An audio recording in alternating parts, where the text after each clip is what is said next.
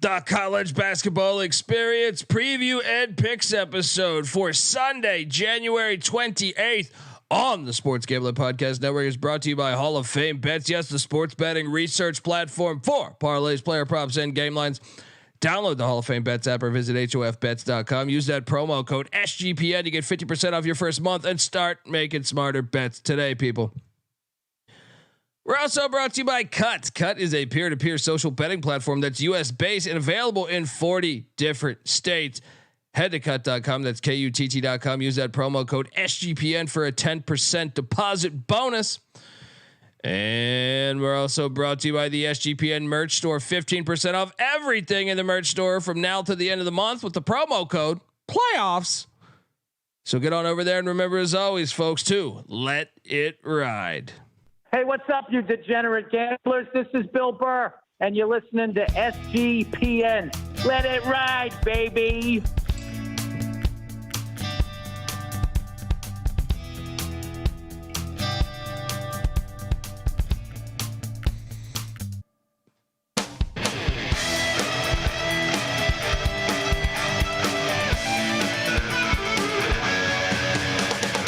Yes, yes, yes. Woo! Welcome to the college basketball experience preview and picks episode for Sunday, January 28th. And oh boy, I mean, today has been fantastic. Yes, from a gambling standpoint, I am up. A pretty good day, but I'm just loving life. How many fucking great games. We're going to get to it all. I've just sat my ass down and watched a shit ton of great basketball. I can't wait to talk about it. If you're wondering who the hell you're listening to, that is fair. My name is Colby Database Dan, AKA Pick Dundee. That's not a pick. This is a pick. He was raised in the land down under, where a man thinks on his feet, speaks with his fists, and lives by his wits. When Dundee happened, he was a superstar. I smoke and I drink and I don't have stress and I'm healthy. Woo! A little Ric Flair in there. Good God. These Saturdays are a fucking marathon. But they're an awesome fucking marathon. I feel like that Georgetown game was 5 days ago. Spread it out. I don't know. I'm happy with it too. Whatever we gotta do. Should spread it out a little bit more, but I am joined by my co-host. Hopefully you're watching youtube.com/the college experience. Give it up for former video coordinator for Hall of Fame coach Bob Huggins and Frank Martin, host of the Ryan and Rush Show, host of the Big 12 College Experience. Give it up for Ryan McIntyre, aka Money Line Mac. How you doing, brother? Oh man, I survived like you. I felt like we could have had a monster day. I felt like we got some good breaks, some chip breaks. I'm in the green. I'm in the green with you as well. Although way too many bets placed. Yeah. I kind of got crazy with it today. Like I feel like it was just like sitting here. I was like, okay, I hit a few early on, and then I was like, I'm just going to attack. You know what I mean? I feel like a fucking you watch those old World War II documentaries, World War II in color and shit. I feel like I'm a general plotting if I do 6 bets here, there's no way I lose. There's no way I lose 4 of those. Let's attack there. Bring on the blitzkrieg here. Yes. Hawaii was my 73rd bet of the day. I was like, Jesus Christ. Yeah, you had a lot of volume out here today. I'm gonna bet like fucking $15,000 out there, and I'll make 50 in the end. I'll put it like this: you had Mac bet 70+ in honor of Kobe. Colby was tailing Mac on some of those plays last night just because he was getting talked into him.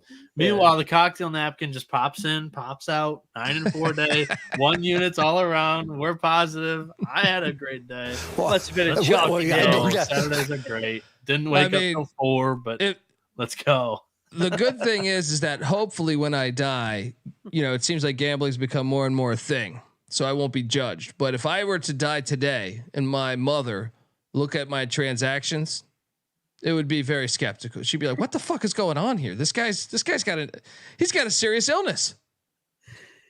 But luckily, it's getting more legal, and God willing, I won't kick the bucket anytime soon. God willing. But man, let's get to it because See, the problem is like I know we bet 70 games, but there was like 160. That's not even half the board. Yeah, that's the problem. I mean, I bet a lot, and I mean today more than most Saturdays. I don't even go. Like this is probably the most I've done on one Saturday all year. Definitely the most I've done. Max saying that's not even half the board cracks me the fuck up. It's not. Like there were so many fucking games today. I was like, my God, like please spread it out. I couldn't. I mean, dude, there's so many, too many games. I like it's hard to watch all these. Yeah, no, that's the hard part, especially with me not being in the studio. Like I have like I can do 6 TVs compared to 11. That's a deal. That's tough, man. I'm keeping, and my phone battery's going. I'm keeping my phone battery. I'm refreshing. Oh, is this a 4-point game? Let me bounce over there. You know, my wife's looking at me as I'm jumping up and down like a maniac because you got to have the passion. That's why we do this fucking show. You know what I mean? You got the passion. You know. Let's start here, man, because first game was actually quite the rush. I didn't bet this game, but I did know the line and I was following along because I think you did. Boston College 61, Notre Dame 58. This was a back and forth game. And what Notre Dame was catching 2.5. So BC wins by 3 right on the fucking number. Oh, I mean, I don't know if you watched this because there were better games on. Yeah. Okay. Well, I caught this one. Because it was early on. Yeah. They did a good job of not having too many in the early window. It's the 4:00 Eastern, 1:00 your time when we get ambushed. Where it's insane. There's like 70 games. I was like, holy shit. You scroll down and you forgot that I was like, oh shit. Cornell's playing already. It's already deep into the second half. Yeah. Fuck. You know, like, yeah. But Boston College, they had to have this game. I mean, if you're Earl Grant, if you lose to Micah Shrewsbury, I mean, where are you getting wins in when he's in his first year? Yeah. It started the day 5-0 in the early window. And then it was it was back and forth all day after that. I thought 5-0 start. I was like, oh man, this is going to be a day to remember, but it was still a good day. Dude, I have a theory on this because I had the most bets placed even before I bet more today. There's no way you can go, 40-5. You know what I mean? No, it's almost just impossible. So you have to weather the storm. It's just like, yes, just like, taking a fucking canoe out in the middle of the ocean. You just got to hope you get to the other fucking side of this. There's going to be parts where the waves are going to be fucking you up. You know what I mean? Like you just, okay, let me just get out there. Last Saturday was as good as you're probably going to do, where we both gave out about 60 and we both went 40-20 or somewhere in that ballpark. If you're going 40-20, you're making a lot of money. That was a good Saturday. Hopefully we can do that again next Saturday. These Saturdays are fucking wild. Yeah, it's a marathon. Shout out to Boston College for getting that win. 12 wins, every win matters. Every win matters, like John Rothstein tweets. Yeah, fantastic analogy. Canoe in the ocean. That's what I'm saying. You're trying to take that shit. You're trying to go from LA to Hawaii. You're going to hit some rough seas. You know what I mean? You just gotta buckle down. I picture it more like a ship back in like the 1600s where, you're just, what are you doing? You know what I mean? Like it's a wood ship and you're just out in the middle of the ocean. Talk about gambling. What do you got going on over there? Is someone breaking in? No, nobody's breaking in. I almost fucking spilled my fucking drink. I caught it last second. It's about my fucking 78th fucking cocktail. All these locks I had a fucking cocktail for each lock. Yeah. Welcome to college experience, everybody. Yes. And fucking caught a cramp too. God damn. So we both had, I need to play the spinal clip. I was watching so much. My fucking back is all jacked up. This was a little bit of a roller coaster early on because Nebraska had a 14-2 lead. We both locked up the Maryland Terrapins. Yeah. 73, Nebraska 51. Get the fuck out of here. All right, look, Nebraska's a great story. They're going to probably make the NCAA tournament. Get the fuck out of here though on the road. I mean, I thought double digit win was definitely in the cards. Maybe not 22, but your thoughts on this one? Don't sleep on the Terps now. They did this last year where they hit their stride about this point last year and went on a run, won a tournament game. Kevin Willard kind of reminds me, man, I like this team. They got some grit with Jameer Young. Good win. I mean, they fucked Nebraska up after those first 5 minutes. Yeah. I'm just sorry. I'm just got some making a Manhattan, going through all the, I have some random shit left. Yeah, great win. Virginia covers against Louisville. Louisville's terrible. Oh god, Louisville's terrible. Dude, the score was like 44-7. Dude, I watched like 30 seconds of this game. I was like, fuck, get this off my fucking screen. Get this off my fucking screen. It's on the C-Dub. C-Dub didn't have good ratings today. What a god-awful game to put on. Glad we didn't bet this one because Bill and Mary got up in Boston and took down Northeastern 72-68. Yeah. So, we don't need to talk more about that, but we can talk about this. Like I said, we got up to a fast start. Houston minus 14.5. I'll credit you. You talked me into this one. Oh, there we go. There we go. Baby. Troy Chewning. Where the fuck are you calling from right now? You're like your background is that Troy, plug in sky? and replug in your mic. Oh no, it's a house. Okay. No, it should be on. When I first saw it, I thought he was like actually out on a fucking street. How you doing, buddy? Well, I threw up live on the Big 12 show, and I don't know if many people noticed it. Oh, that means you're doing great. That's Shot one under today. Ooh.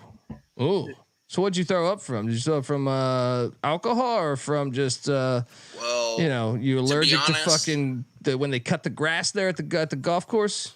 To be honest, I did take about 3 mushroom pills today. So. Oh, pills? Pills. Yeah, I grind them up in a little mechanical coffee grinder and then pack them into little gelatin pills. Fantastic. I mean, I've never thought, call me old school. Call me old school. I would just take the mushrooms. Put them on a PB&J? Yeah, pretty much. Pretty Loser. much. You know what I mean? Yeah. I mean, look, I'm a big fan out there of mushrooms. I believe. I know a lot of people say it's crazy. Colorado makes it legal. I got nothing against it. Know your limits. Noah found out when he went to Morgantown. It's in legislation in Virginia, so I may or may not have a few in Rubbermaid tubs that sprout up on their own that I harvest on my own. Yeah, I mean, shout out to Dave Marino, the check. Troy had the quote of the show. We just did the Big 12 show, breaking down this Houston game. Troy starts it off with this breakdown of Houston. He goes, "Forgive me if I'm wrong, but I am blasted." It gets right out in front of it. And I'm with Dave here. Don't be hating on the shroom sandwich. What do you? I mean, I've never met a sandwich that I didn't like. You know what I mean? So what we used to do is cut them up and put them on a pizza. Like you just take the DiGiorno pizza and put it in the oven. In the last minute or so, you put them on top of the pizza. Fantastic. And you eat slices of pizza. Wait, but you shot a 100 on mushrooms? That seems insane. No, I shot a 70 on mushrooms. He said one under. One under. Oh. Because look, 100 on mushrooms seems with insane no driver in the bag. With no driver in the bag. I shattered my club face on my driver 2 weeks ago, so I've been playing with 3 wood and down. Yeah, that's impressive because I never really, with the exception of one game at ECU, I played pretty good basketball game when I was really drunk. That I just never mixed my drugs with sports, but I mean, if Troy gives me if I'm allowed to use my driver with Troy, we'd be a great scramble team. Yeah, we would just take my shots. No, you'd take my drives, and then we can take your short shot around the green. That's where I suck. I mean, buddy. So did you catch this Houston game, or were you watching Waking Life? I think it was Houston. It was some team in red. Yeah, this guy's fucking sitting over there. He's probably watching like a fucking game of darts. He's like, the Cougs are fucking dominating. Dang, 180. What a fucking dominating performance by the Cougs. We were on this one -14.5. Man, Houston at home. I don't think there's anybody that could beat Houston at home. Now maybe we'll see. But that when they're at home, I actually think they're better than even UConn at home, if that makes sense. Like UConn at home is really good. I would say those are the top two teams, and when they're in their element at home, they're unbeatable almost. And probably Purdue too.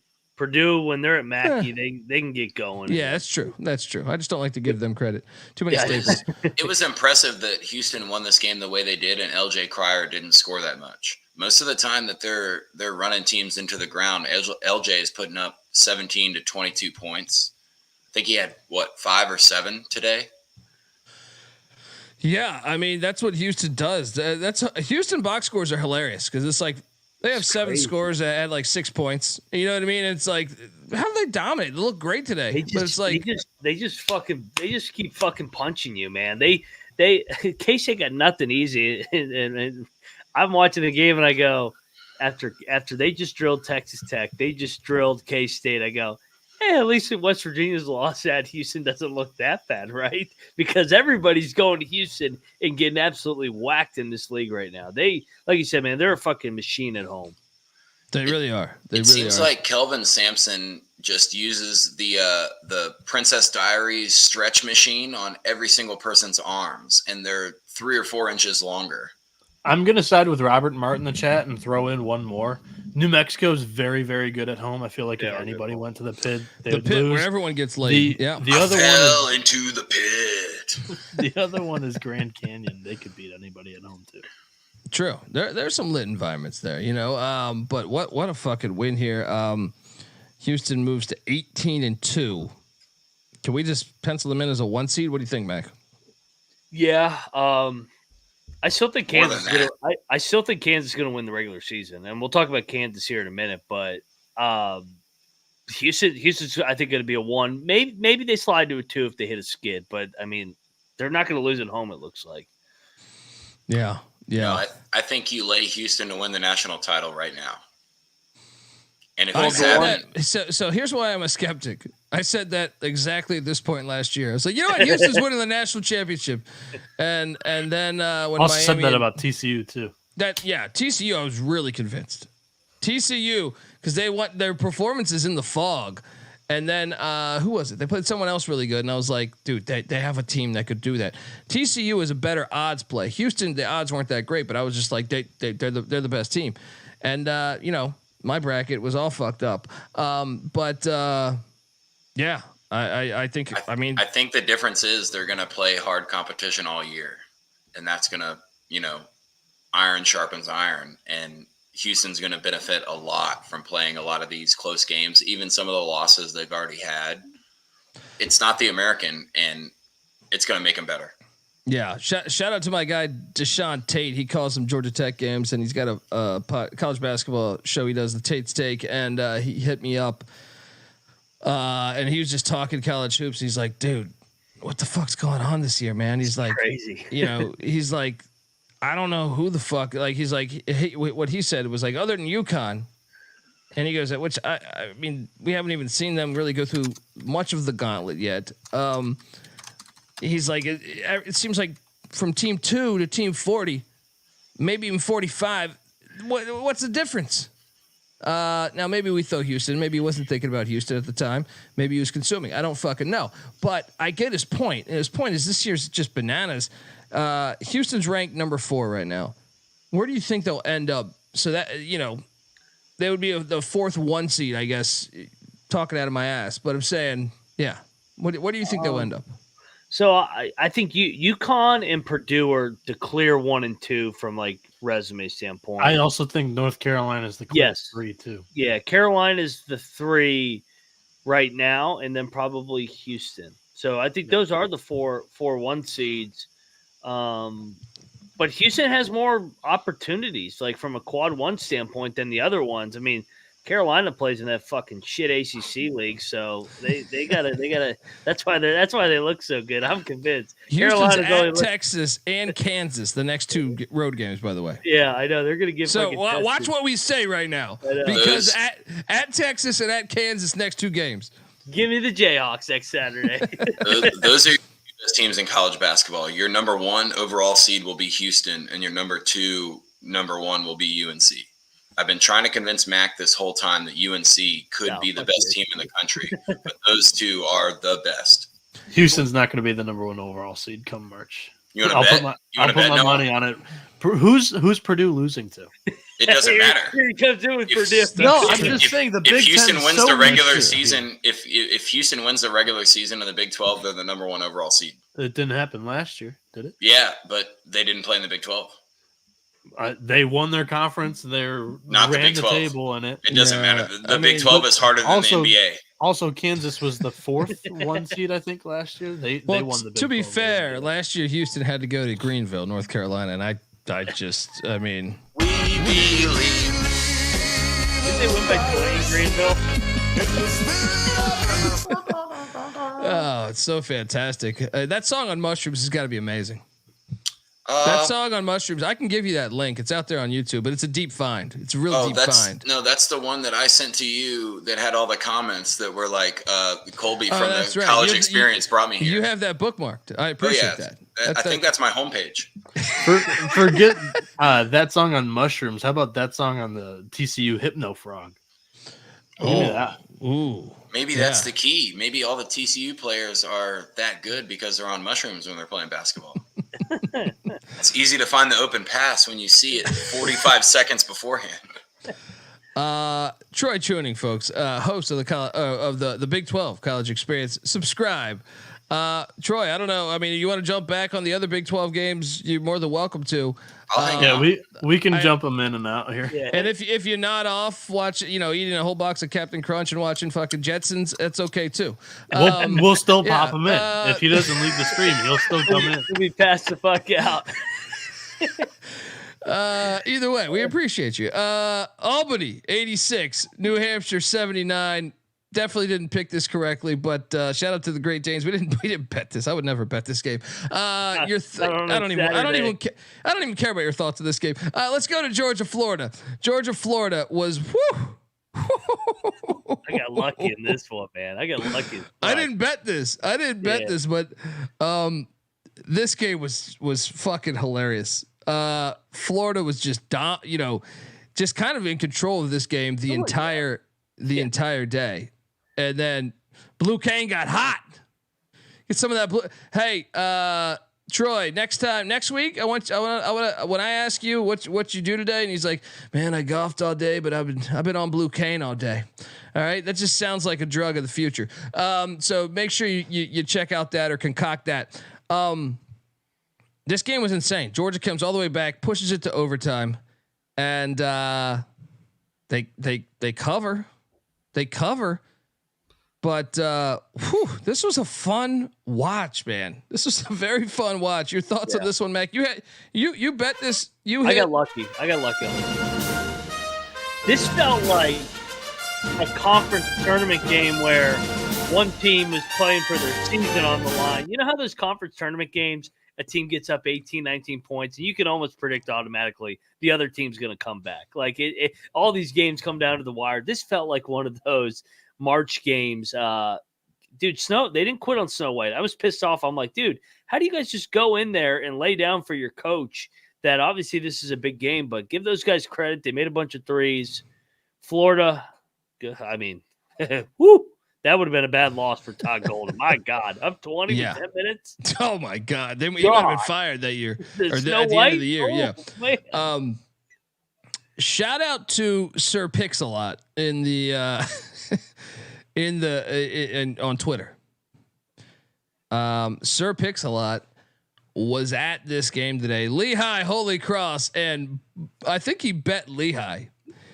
And let me tell you, he got very fucking lucky because Holy Cross had like a 4-point lead with like probably 2.5 minutes left, 2:12, something like that. Stupid fouls Lehigh, they should have won the game, I guess, because they stormed back, but it definitely shouldn't have been a 6-point win. You got fortunate, but hey, shout out to you getting out there and DM me again. I'm sending you an SGPN gift card for getting out there and supporting Holy Cross basketball. Even though I'm very curious Why? And are you just a college hoops fan? Because you bet Lehigh, so that tells me you're not a Holy Cross fan, or you are and you realize they're complete ass. Either way, I appreciate it. And that game was a fun. It was, dude. Shout out to YouTube TV that put this on the quad box. Like they put this over. I'll be honest. They put this over Virginia Louisville, and I was okay with it. I was okay with it. I was like, yes, put it over that. Women's basketball may have been more deserving than Virginia Louisville today. Whoever operates the quad box, they know their basketball. Yeah, they're like, fuck this Louisville game. They bet UVA -9 or whatever it was. Either like, that, no either need that, to watch. or it's a convenient accident that they don't realize that college hoops is on the C-Dub. One of the two. Anyway, shout out to Lehigh getting it done. I didn't bet that game, but we did bet this one. This is what I'm saying. We started off fire. Duquesne. They brought the pain. Shout out to CJ Sullivan. Subscribe to the Bottom Line Bombs podcast. Sweaty. It was sweaty. They pulled away late, very late, but we got it done. Double lock. Gilo says y'all tracking each other's bets. We have a website that Yes. currently does that for us. I'll drop the link in the chat for you right now. We've also been doing it for 7 years. Yeah. They've been tracked for quite a while. That's why we got the picks page. None of us want to be carrying the one when we're fucking tallying up our fucking records anymore. No, back in the day, I would have to do that. Back in the day, when we first started this shit, it was a spreadsheet. Yeah. And I had to share it with enough people to know that we weren't fucking cheating. And then SGP still does it. You would have to freeze it though. You would, because it's True. you don't. I was like, Patty C. Hammered. I can't trust this motherfucker. He's gonna change that. He's gonna change that fucking number, right? You had to freeze it, and then you carry on. That's so but yeah, funny. nice win for the Dukes of Duquesne. He was changing his record when you went to the bathroom. There was a couple days I forgot to freeze it. I was like, "Can these be trusted?" I was texting Nick. I was like, "Can these lines be trusted? They're not secure. They're not secure." Georgetown, Providence. Let's get to this fucking game. Hey, okay, I didn't bet this game. I did not bet this game, even though me and Terrell said to bet this. The problem was I did the morning show, and kind of, you do that morning show from 8 a.m. to 9 a.m. and the game started at 9 a.m. I know this was a 9:30 tip, but it just kind of slipped my mind. Yeah. So at no credit, I won't even play my music, even though I told you motherfuckers to bet it. But I was on Providence. I missed here. Well, dude, I don't even, like I said, I don't really care about the outcome of this game. It was I really wanted to see this. It's like if Lincoln Riley played at Oklahoma next year. Yeah. When you ever have that type of drama, I circle that shit. I want to see it. My buddy Deshaun, he hit me up and he's like, "Dude, you believe they were saying fuck Ed Cooley in the crowd?" I'm like, "Yes, I do believe that. I anticipated that."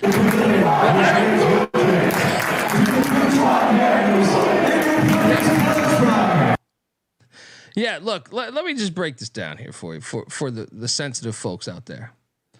First off, if you've never done stand up in the Northeast or just done anything in the Northeast, you could just be drunk at a bar in the Northeast.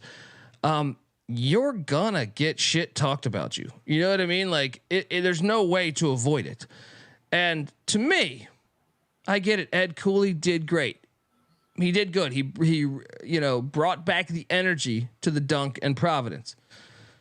It's not like he went anywhere past the Sweet 16 though. And to me, this is entertainment. He makes a shit ton of money.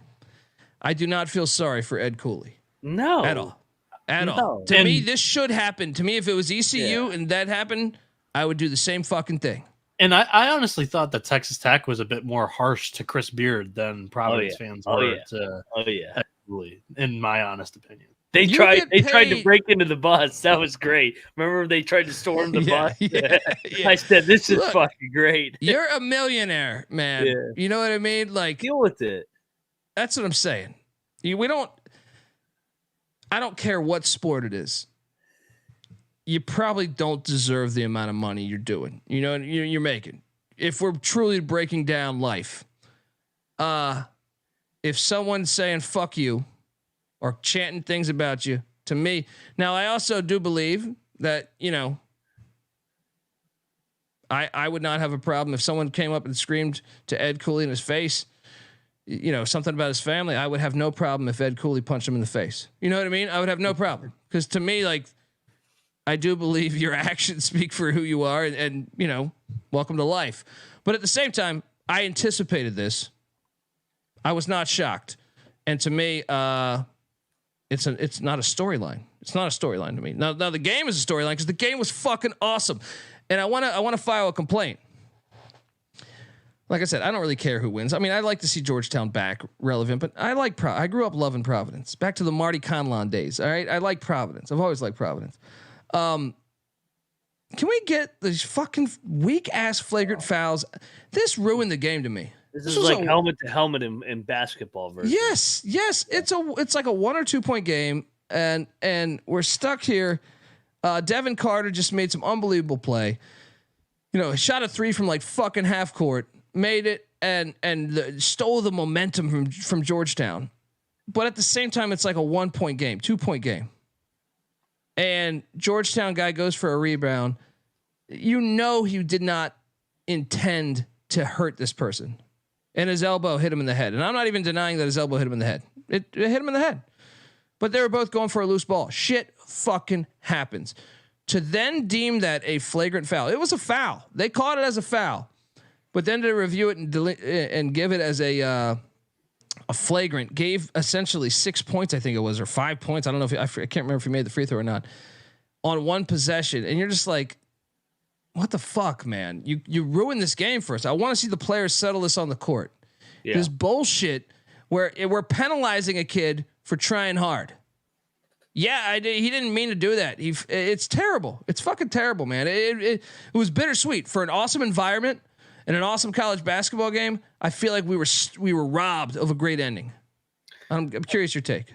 Yeah, I agree with you. I've been saying this too. I hate the reviews. I hate all this fucking shit. Honestly, and I know I'm in the minority, and I know I sound like a boomer, but I wish there was no fucking replay in basketball. I fucking hate it. I hate when they go to that fucking stupid ass fucking monitor. Now they're mic'd up like we want to fucking hear the referee's actual voice. The best referees are the ones we don't notice, because that means they called a good game because we didn't notice them.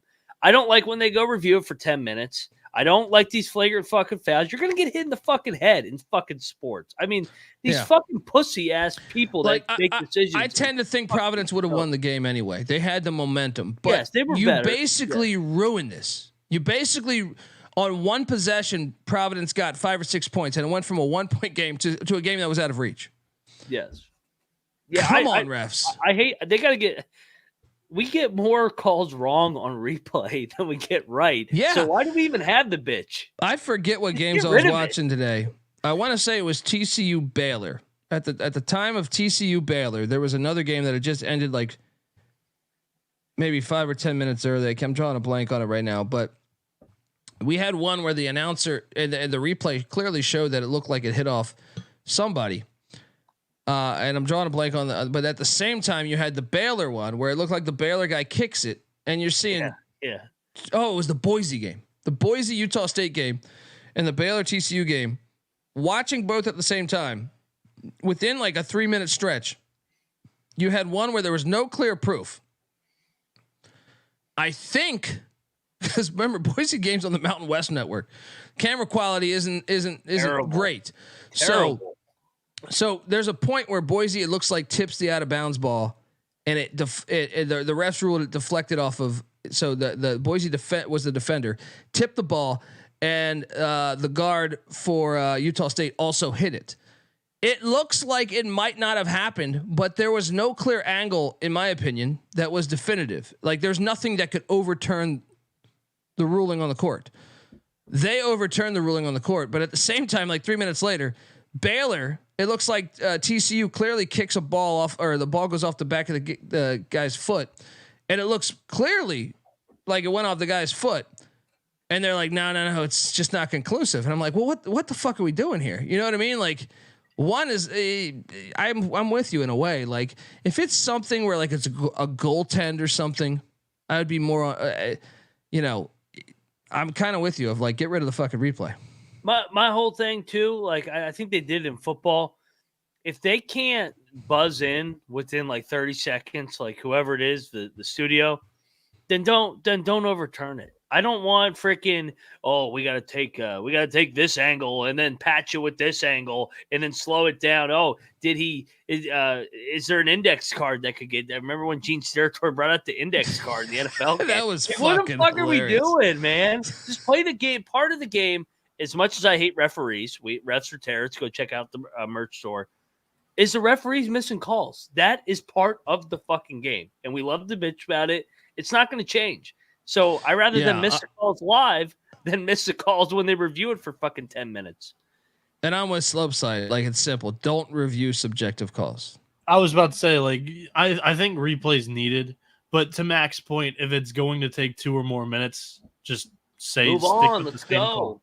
Stick with the call. To me, replay is needed if it's obvious. Like, to me, like, I'd be okay if Boise State and Utah State, and I don't know if you guys called that game, but to me, like, that should be it. You can't overturn that. There's no proof, and that should be that should be like 80% of the time you stick to the ruling on the fucking court unless it's blatantly obvious. So everybody in the building, if it's a home game, is going to say it's obvious. And the issue with this is, even if it's just some ticky-tack call, the coach goes like this and waves his finger in the air and they get an automatic review. There needs to be like, hey, you only get 1 review a game. Then all this shit stops.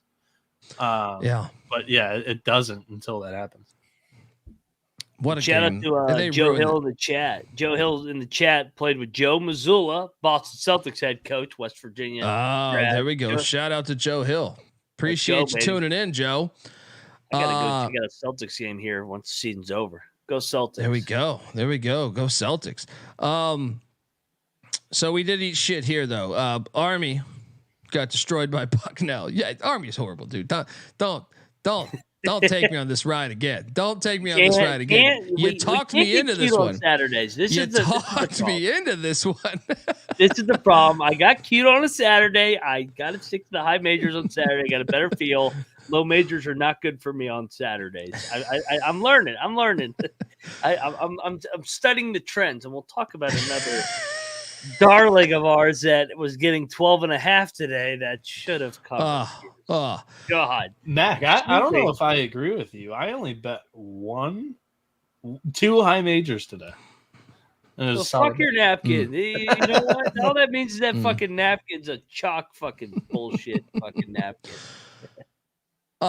Folks, before we get to the rest of the napkin debate, I want to tell you the college basketball experience is brought to you by Underdog Fantasies. All right, Underdog Fantasy has a way to play alongside your favorite fantasy players all season long. NFL, NBA, NHL, college basketball, college football. They got it all, people. Simply pick higher or lower on your favorite players' fantasy stats and cash in. You can win 100 times the amount of money you enter with some of their spicy plays. So what are you doing? Get on over there. And when you do sign up with the promo code TCESGPN, Underdog will double your first deposit up to $100. Also, take a screenshot of you signing up. DM me on Twitter at @TheColbyD, and I'll send you a college basketball experience t-shirt. Brand new, not out of Noah's basement. All right. That's Underdog Fantasy promo code TCESGPN. Colby, right, we are back. What's up? Oh, I'm sorry. I forgot about your good. Yeah. The pick for Underdog Fantasy today, I'm gonna rock with North Texas Aaron Scott. I'm gonna take the higher on his stat combo. It's set at 16.5. Instantly, alarms are going off. He's averaging 19 on the season, so now we have to figure out why this thing's smelling. The easy explanation I have is that it's just a road game tax. At Florida Atlantic, they're just thinking that in the big spot, bump it down a little bit here. But I don't know if they've really watched Florida Atlantic play defense so far this season. It hasn't been a very good sight. So yeah, he's averaging 19 on the stat combo this season. It's 6-1 in his last 7 games. 6 of those games were American Athletic Conference games. And then it's 13-5 this season. So Aaron Scott higher than 16.5 points, rebounds, and assists.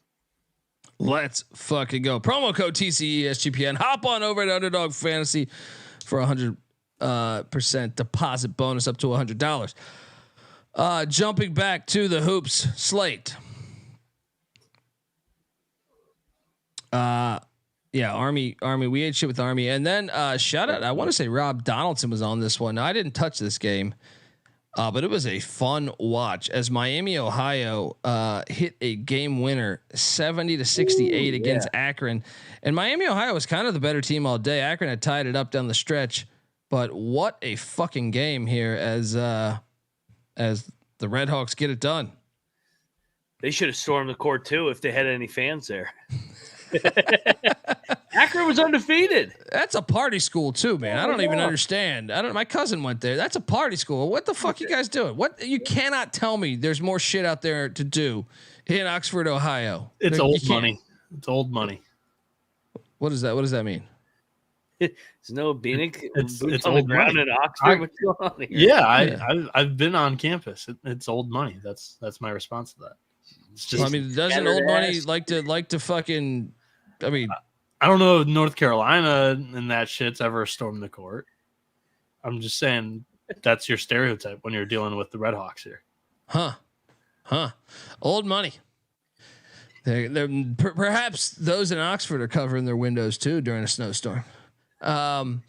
Bieniek's out here talking about young money and old money. I did not have they that on the bingo card. New money and old money. Oxford doesn't catch that lake effect shit that we get. I mean, he's like, hey Colby, that's old money, and I'm just sitting there like, The fuck is that? He's breaking down where the funds are coming from. That's what Bieniek's doing in the offseason. last time I checked, like old money loves to get fucked up. You know what I mean? Like this makes a lot of sense. Go to a game, get super fucked up. You storm. Here's a term court. that you know. It's a wine and cheese crowd. There you go. Oh, okay. okay. More on your terminology. Okay. Slopeside says there's nothing to do in Oxford, Ohio. See, yeah, they got no excuse. So there you go. And maybe Troy's right. Maybe I'm thinking of Athens.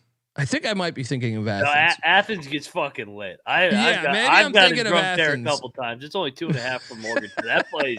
That place is fucked up. I love that place.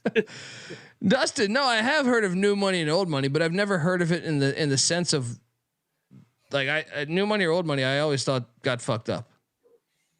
You know what I mean? I didn't decipher a difference in sobriety. You know what I mean? We had a classic going on in Connecticut, and like normal, these Connecticut mid-majors, good God, the real Blue Devils get it done. 69-68. They were down. This is what great teams do, and this is why they are the real Blue Devils, because they storm back. They storm back and get the dub, and now they're 12-8 in first place in the NEC. Give it up for the real Blue Devils. This was the battle of the real Blue Devils because, I mean, the Hurleys used to coach here, too. Come on. I forgot Danny started there. You're right. Unbelievable.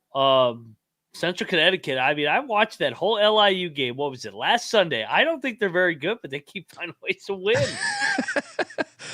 And then our heart broke. I mean, look, I need to live somewhere not in America because when because when I saw Detroit blow this cover, I needed to shoot an AK-47 in my backyard because I just needed to. I mean, I guess I could do that in America, just not in California. But I just needed a release. I needed a fucking release because I'm like, folks, Matt, can you paint the picture to the audience on how close this game was with say 4 or 5 minutes left?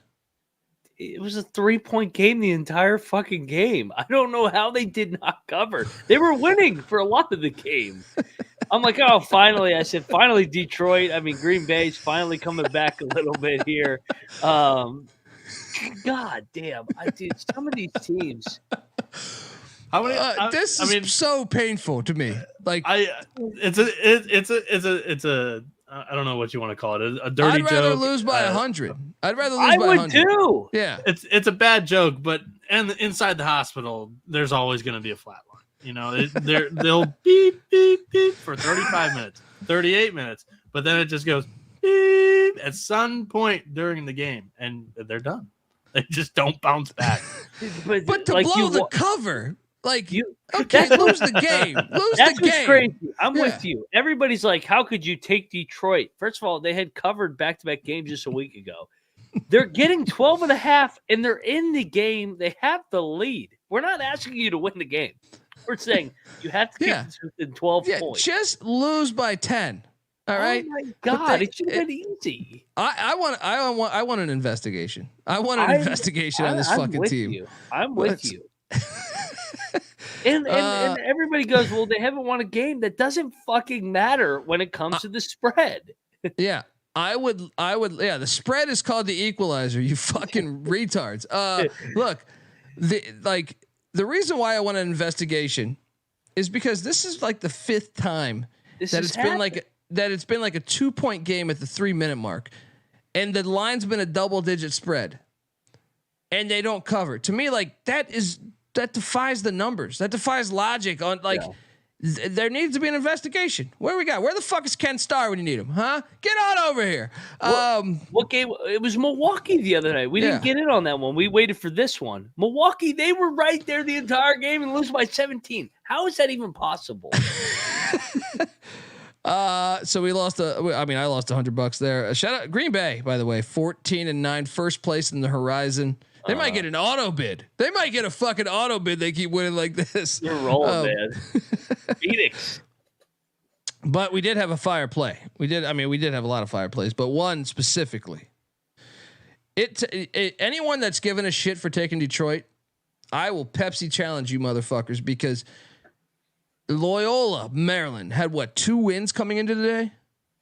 Yeah, Lafayette had won 3 weeks ago. And we locked up Loyola, Maryland against Navy, who was 8-10 or something, right? We locked them up today, and we even said sprinkle the money line. The line makes no sense. It's a in-state game, and boom, they win on the money line. They were beating their ass the whole game.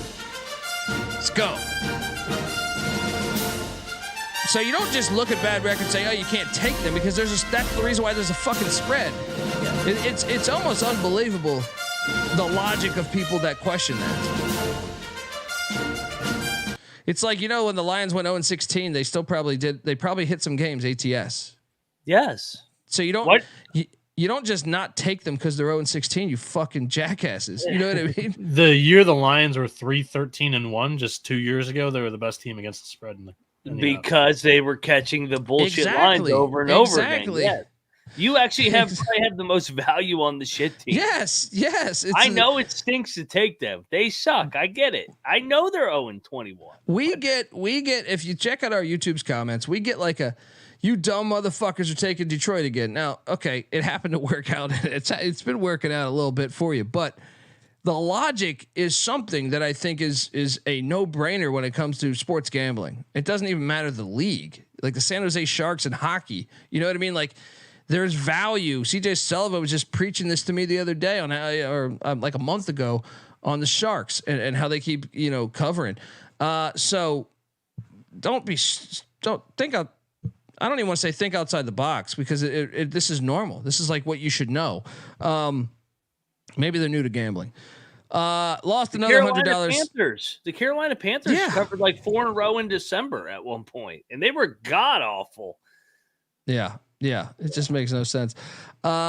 Did bet Seton Hall. See, I was stuck into this bet though.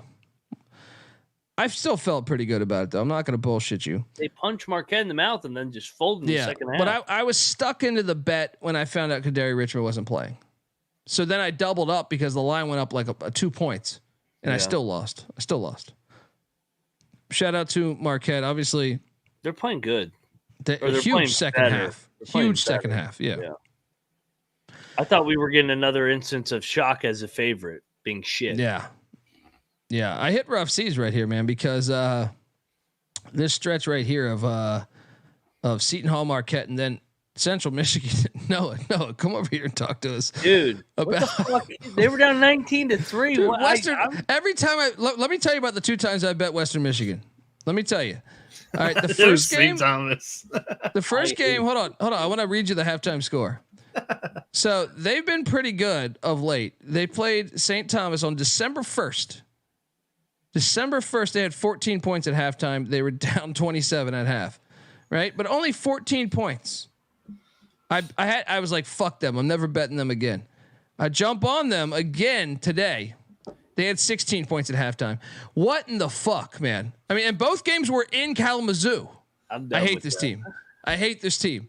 Look, I need to go to Watto's Liquor Pitchers because I need those if just to deal with Western Michigan being a D1 college basketball program. Noah, your thoughts on the Chips? All of a sudden, they're gonna win the MAC. I think they're gonna be in the NCAA tournament. Don't buy into it, because when you buy into it, that's when they'll collapse. We have to fade them next game. They're at home against Northern Illinois. They're gonna fuck them up. Oh yeah, they're Northern Illinois. Their stretch will come. They'll get another win against NIU. Then they have a triple road games, or like road game, because the MAC and Sunbelt added another return series this season, which is outstanding. I love it. But they shoved Old Dominion at the end of this back-to-back road in the MAC. So you guys will get your Old Dominion spot, but you also get Bowling Green and Akron against Central Michigan coming up here as well. So I fucking hate the state of Michigan. I can never figure out it is a hard handicap state. Like it is, because even Michigan in football, they just won the national championship, but they were a pain in the ass to handicap. We were automatic ATS in the last 3 years.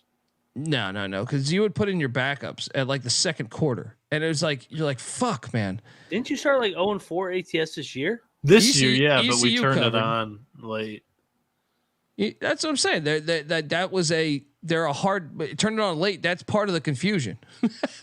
You know what I mean? I just think that the books over adjusted. Michigan was the number one SP plus. I think is what a lot of people use to create their lines or set their lines. Michigan was by far number one in that category. But for Central Michigan here, long lost cousin of Peyton Pritchard. I looked in the preseason to see if these two are related, but they're not. Anthony Pritchard for Central Michigan continues to just play great. Look, you're not on Peyton Pritchard's level until you tell the until you tell the opposing crowd. Until you stand in front of the Michigan bench with your arms crossed after hitting a late shot. When he beat Washington at the buzzer and ran down the court and told the crowd to suck his dick, that was great. He became like he was like a Ric Flair level. That was like, oh my God, I love this fucking guy.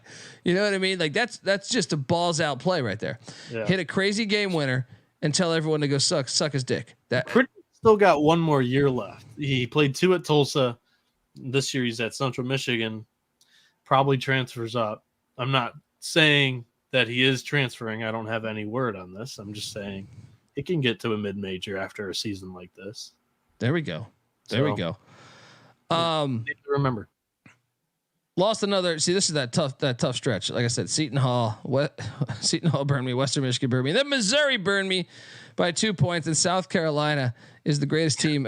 Should we give them the national championship? They're 17-3. How did we not cover this game? Oh my God! Look, Missouri was right there. They were down 1 with fucking. So frustrating. I don't have the DMs in front of me, but someone DM me being like, "You're a genius for your South Carolina preseason prediction." I did not predict them to be 17-3 to start the season. Now I thought they'd be better. I thought they could potentially get into the NCAA tournament.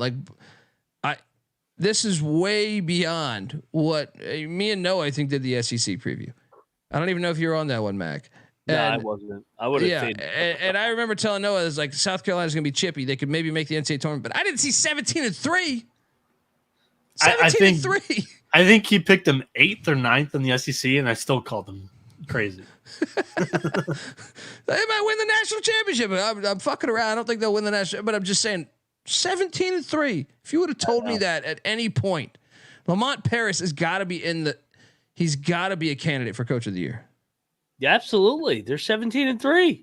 I mean, nobody saw this coming. Mac's ears are piercing. Just say yes.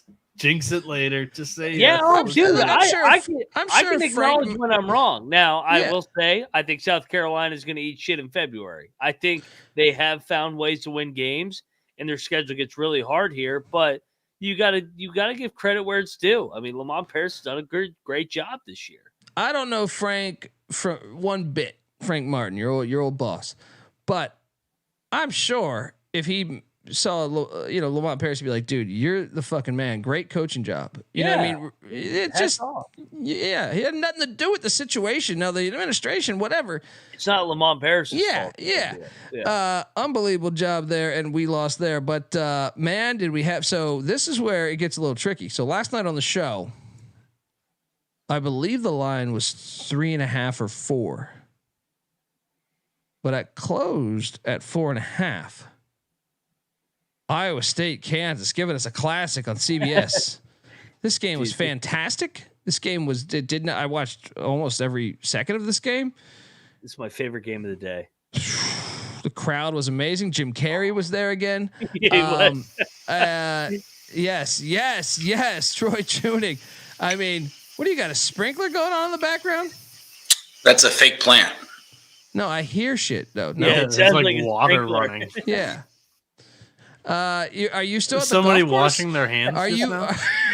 I feel like we're we're in a skit of Caddyshack. Hey, watch out! Let me play through here. Are you on the 19th hole, Secret of the Pros? Well, I've been on the 19th hole for a while. Do you still hear it?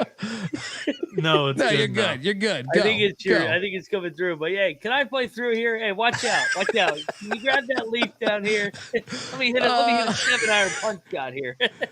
What a fucking game here, though, as Iowa State. Now, Troy, I know where Max stood. What was your bet, or if not your bet, your lean coming into this Colby's game? California Wi-Fi. So on the Big 12 show, I did pick them at 3.5. But any good bettor knows, you see that number go up, you gotta double down. If you're gonna lay the 3.5, you gotta lay the 4.5 and take the extra points. Or I guess take the 4.5 instead of take the 3.5. I almost got kicked out of the bar when McCullough hit that 3 at the end of the game to lose by 4. And there was a huge group of Iowa State fans behind me that were wondering why the fuck I was so amped. This dude bangs a 3-pointer to cover the 4.5. Oh. And for a second, I thought they were going to take the floater from the free throw line, down 7 points. Man. I'm standing up, clapping, yelling. Everybody at the bar is looking around like, what the fuck just happened? I think they lost by 4. I was like, yeah, but they didn't lose by 5. What state are you in? I'm not talking mental state. I was thinking the state same thing. are you in right now? Virginia. Okay, because I wasn't sure because the palm trees maybe threw me off. Thought maybe you were in Florida. It's like a UCF home game. I know you go to Florida a lot, so okay. At the same time, I'm still surprised that there was a group of Iowa State fans somewhere. Yeah, that's why I was wondering. I was like, I figured that was where Colby was going. That was technically in DC. Okay. So we had the Nats did their roundtable today where they had the GM and a couple of the front office guys answer questions, and instead of going into the stadium, I just sat at the bar and watched basketball all day. Fantastic. Fan-fucking-tastic. That's why you should subscribe to the Big 12 College Experience. What a game, though. Of the 5 court storms, we do have a video acquired of this one. Show it. Let's go. Court storm is what you should do. Yes. Look at that. Cheerleaders are shook, but I mean, yes. There we go. The cheerleaders I don't know why they're not a part of this. It's what you sign up for when you go to Ames. They're not even waving their pom-poms. That's what I'm saying. Get out there, get a part of it, make out with somebody. Come on. So this caused a stir on social media. This caused a stir on social media, and the Sports Gambling Podcast is against this one too. They were favored going into the game, and then they court stormed. Colby, your thoughts? All due respect to Sean and Ryan, friends of mine for a long fucking time. They don't know college sports. No, in my opinion. I know Kramer will say, "Well, I stormed the court at East Custis, scored 22 points once at Virginia Tech. I stormed the court." I don't give a shit. To me, like, you storm. Storming is organic. If it happens, it happens. You accept it. You should never throw a flag on the play on a court storm. You know what I mean? I guess maybe if there was a loss, if you lost and stormed, that would be the one case where I'd be like, "What are you doing?" That would be fucking hilarious. Yeah. But to me, it's organic. It doesn't matter if you're favored or not. To me, if there's enough big dick energy in the crowd where you said, hey, you know what? Let's storm this fucking people. Let's get arrested. I know it happens more in football where I feel like the arrest happens, but I'm all for it. I think Greg Sankey's little fucking rules are ridiculous. I hope it only, continues to, this has been happening since the beginning of fucking time. Go watch Bob Cousy steal the fucking ball at Boston Garden back in the day. They stormed the court right away. This is the sport that the fans are your product. Once again, back to the Ed Cooley shit. This should happen. All right, let's go. Have better fucking security. Make sure no one has a switchblade. All right, let's go. Well, and Colby, also, these kids at Iowa State have been camped out in 0 degrees since about fucking Monday for K-State, and then they doubled down for the Kansas game. They can have a half hour of fucking fun on the fucking floor. Do you know how many mushrooms you have to be on? Yes. To survive they Ames. Don't know the spread. I know Troy knows. Troy knows. Yeah. But I mean, get the fuck out of here. I will argue with Sean and Ryan that shit all day because they don't get it. They don't get it. Like I would almost go fully opposite on the teams that don't storm the court and make fun of their fans for sucking dick instead of storming the court. Since when did it become like cool or fun to hate on court storming? I don't get it, dude. I know. Billis has been on on the main show. Number one views dominator on these Saturdays is these court storms. Yeah. I don't know why we're against this. And on ESPN, our guy, we've had him on the show prior to last year's March Madness. Billis is saying the fans don't ever belong on the floor. I'm like, why are he's a lawyer? First off, Jay Billis has been on the show a bunch of times, but he's a fucking lawyer. We don't like lawyers at basketball games. All right, let's fucking come on. This is the epitome of this. Get out of here. Get out of here with that. His exact quote was, You notice in the NFL and the NBA, they're not on the floor. In the MLB, you notice exactly. You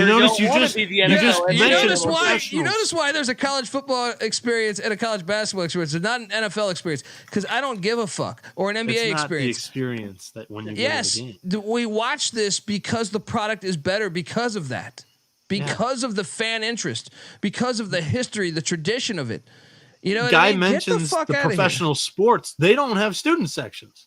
If I'm Iowa State, I storm the court every single home game from this point out. If you win the game by 25, storm that motherfucker. Who cares?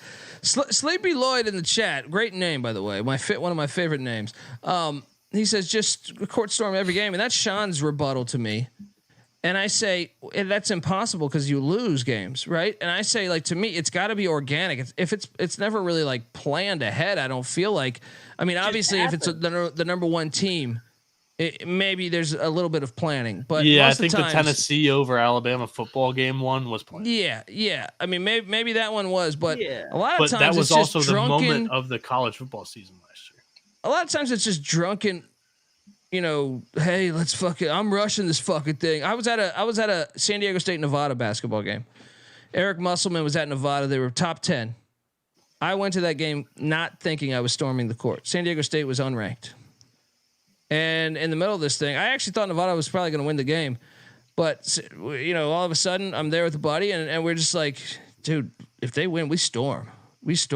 And luckily, it wasn't my invention because everyone else had the same fucking idea as me. We stormed the fucking court. It's part of the experience. That's why we watch college basketball. I don't like the NBA because they don't storm the fucking court. You know what I mean? We've gotten to the point where I think there is going to be a game where like Kansas hits that 3 to cover and 10 Degens if this game was in fog and they lose by 4, there's going to be 10 or 12 Degens that storm that motherfucking court, even though they lost by 4 for the cover. That's when the basketball court storming arrests might happen. Yeah, they're like, oh, there's only 10 guys here. This is easy. We'll write these. My just put a bow on this whole thing is, like I said, man, these kids they've been freezing their balls off. Bobby Joe and Susie Q out there in tents all week. They can storm the fucking court if they want when their team wins again over Kansas, the blue blood of the league, who wins the league every single year. I'll even say, I would say, I'll even say if it's App State, they were favored by 2 over JMU. I don't give a fuck. You're sitting there, you're partying. JMU was ranked just like a week ago. Mm-hmm. You say fuck it. I don't even care about if it's ranked or not, though. I say, you know what? We don't like them. I'm having a great time. I've been drinking for fucking 12 hours. I'm getting on that fucking court. That is part of the fun. That is why we want to watch college basketball and college football. Next, you gotta do like the you remember at graduation when kids would bring folded up beach balls in their graduation gowns and then fill them up. Yeah, you gotta do the same thing with basketball. It's like when you storm the court, you gotta hit a layup. If you get out there on the floor and you hit a layup, you're on the team basically. We're just such a pushy generation. Like, this has never been an issue years. Like, this has been happening. Like I said, you can go back and see Bob Cousy when he would dribble the basketball like this for, youtube.com/the college experience. That was when the NBA wasn't, ran by corporate money and wasn't rigged by David Stern and everybody. But back then they fucking ran they stormed the fucking court. This thing's been happening forever. Shut the fuck up. All right, we're such a pussy fucking generation. And the worst part is the new generation is starting to hop on the whole hate the court storm. Like they're becoming the new boomers. Oh, it's unsafe. Well, so is going to the grocery store. I feel like I read about a grocery store being shot up every fucking 6 weeks. Right? Driving is unsafe. Yeah, exactly. Dude, tell me about it in LA. You kidding me? Let's get to the next game. Iowa State, huge win. What does this mean for Iowa State? I was about to say, we just talked about the court storm, dude.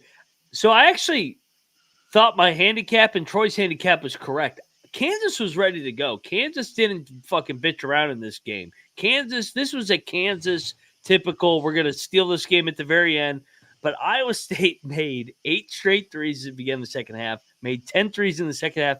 They made some of the fucking hardest shots. Keshawn Gilbert. The UNLV transfer. Unbelievable. The shots they made. I'm like, oh my God. If you're Kansas, I know Iowa State won. I'm more impressed with Kansas than I was on Monday when they beat Cincinnati. They showed me a little bit of that grit today that Bill Self does. Iowa State, I love Otzelberger in this program. That's what they do. They grind. They grind and win games at that building. Just wouldn't be surprised to see this as the Big 12 tournament final. Could be. Didn't you just say Houston is going to? No, what I said was Houston's going to take the Big 12 tournament off. Oh, okay. Already have the number one overall locked up. Oh, yeah. Wow. That's bold. Shout out to Avetta. She says she's almost been trampled during court storms and she wouldn't have it any other way. Yeah, the irony is just so fucking. Don't get me started. It's like every Black Friday, I see some 1,000 people outside of fucking Target, rushing Target here in LA, right? You got fucking security people fucking dying. That's okay, but you can't fucking storm fucking, you can't storm a basketball court when the shit's been happening 100 years. And no one's really gotten it. I know you can pull one stat out. One person died when a fucking goalpost hit him in the head in 1949. Shut the fuck up. That shit's just gonna, life is going to happen. All right. This comment's dark, but it's also kind of hilarious. It's riskier to go to class the next day and get shot up. Way fucking more. Dude, statistically, probably, yes. You kidding me? Yeah, Vetta's out here getting Caitlin Clark and is like, I love it. Shout out to Iowa State, man. What a fucking big time win now. All right. Look, before we get to the next recap, I want to tell you that the college basketball experience is brought to you by Cut. Cut is a peer-to-peer social betting platform that's U.S. based and available in 40 different states. P2P social betting is a new and better way to bet. Bet directly against your friends or other users on sports, politics, pop culture, and other events with verifiable outcomes. Plus, they have a ton of fun social features that give it a feel of a social betting network, so to speak. Cut offers lower VIG and fully customizable odds. Create your own bets. You can do all that. All right. Cut also handles the payment side of things, so you never have to chase down anyone for bucks. Social features include group chats, betting leaderboards, head-to-head history, user profiles, fan groups, and much, much more. What are you doing, folks? Head over to cut.com. That's KUTT.com and use that promo code SGPN for a 10% deposit bonus today. We're also brought to you by Hall of Fame Bets. Yes, win bigger by betting smarter this NFL postseason with Hall of Fame Bets, the sports betting analytics platform for parlays, player props, and game lines. Research every NFL, NBA, and soccer bet with historical stats and data. Stop betting in the dark and join over 30,000 users researching with Hall of Fame bets to craft more intelligent, data-driven parlays. Download the Hall of Fame Bets app or visit HOFBets.com. Use that promo code SGPN to get 50% off your first month today. Start researching, start winning with Hall of Fame Bets. We're also brought to you by the SGPN merch store. 15% off everything in the store from now to the end of the month. Don't worry, we're not going out of business, or at least as far as I know. Promo code playoffs for 15% off everything. And we're competing against other shows. So, I mean, ride for the brand. All right. Get on over there. College basketball experience t-shirts. Do it. Do it. Remember, promo code playoffs. All right. We're still, reacting to like the noon games. 1 hour in. This one, we were down a lot. You gotta have faith. You know what I mean? George Michael said it, and rest in peace. Monmouth battled all the way back. Woo. King me. That's what I'm saying with King Rice. They were down double digits pretty much 70% of the game. But down the stretch, King Rice's son, shit, he needs to be kinged because Xander Rice went for 31 fucking points. He's good. He is really good, He's man. really good. Yeah. Shout out to Monmouth. What a win by us. What a win. Stole it. Your thoughts. Yeah. Yeah, no, I mean they continue to grind games out. I mean, the good home dog spot, King Rice with Xander Rice as his son. A lot of Rices. Great win for that program. Yeah, luck box the money line call here. I'll admit it, but guys, so everybody that took the over on the minute 2 seconds Mac cocktail run or piss break, whatever it was, they want to storm the SGPN YouTube or stream right now. What do we say to that? There you go. Storm it.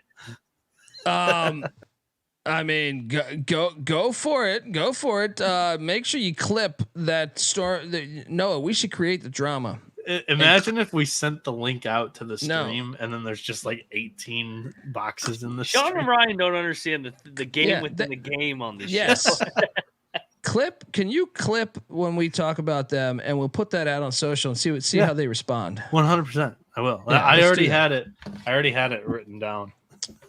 Shout out to Thad Truth says, "What do I drink it? Why?" I started off with an actual old fashioned that I had concocted, but I ran out of that pretty much on the introduction to the show, and I have this old ass vermouth that's probably been.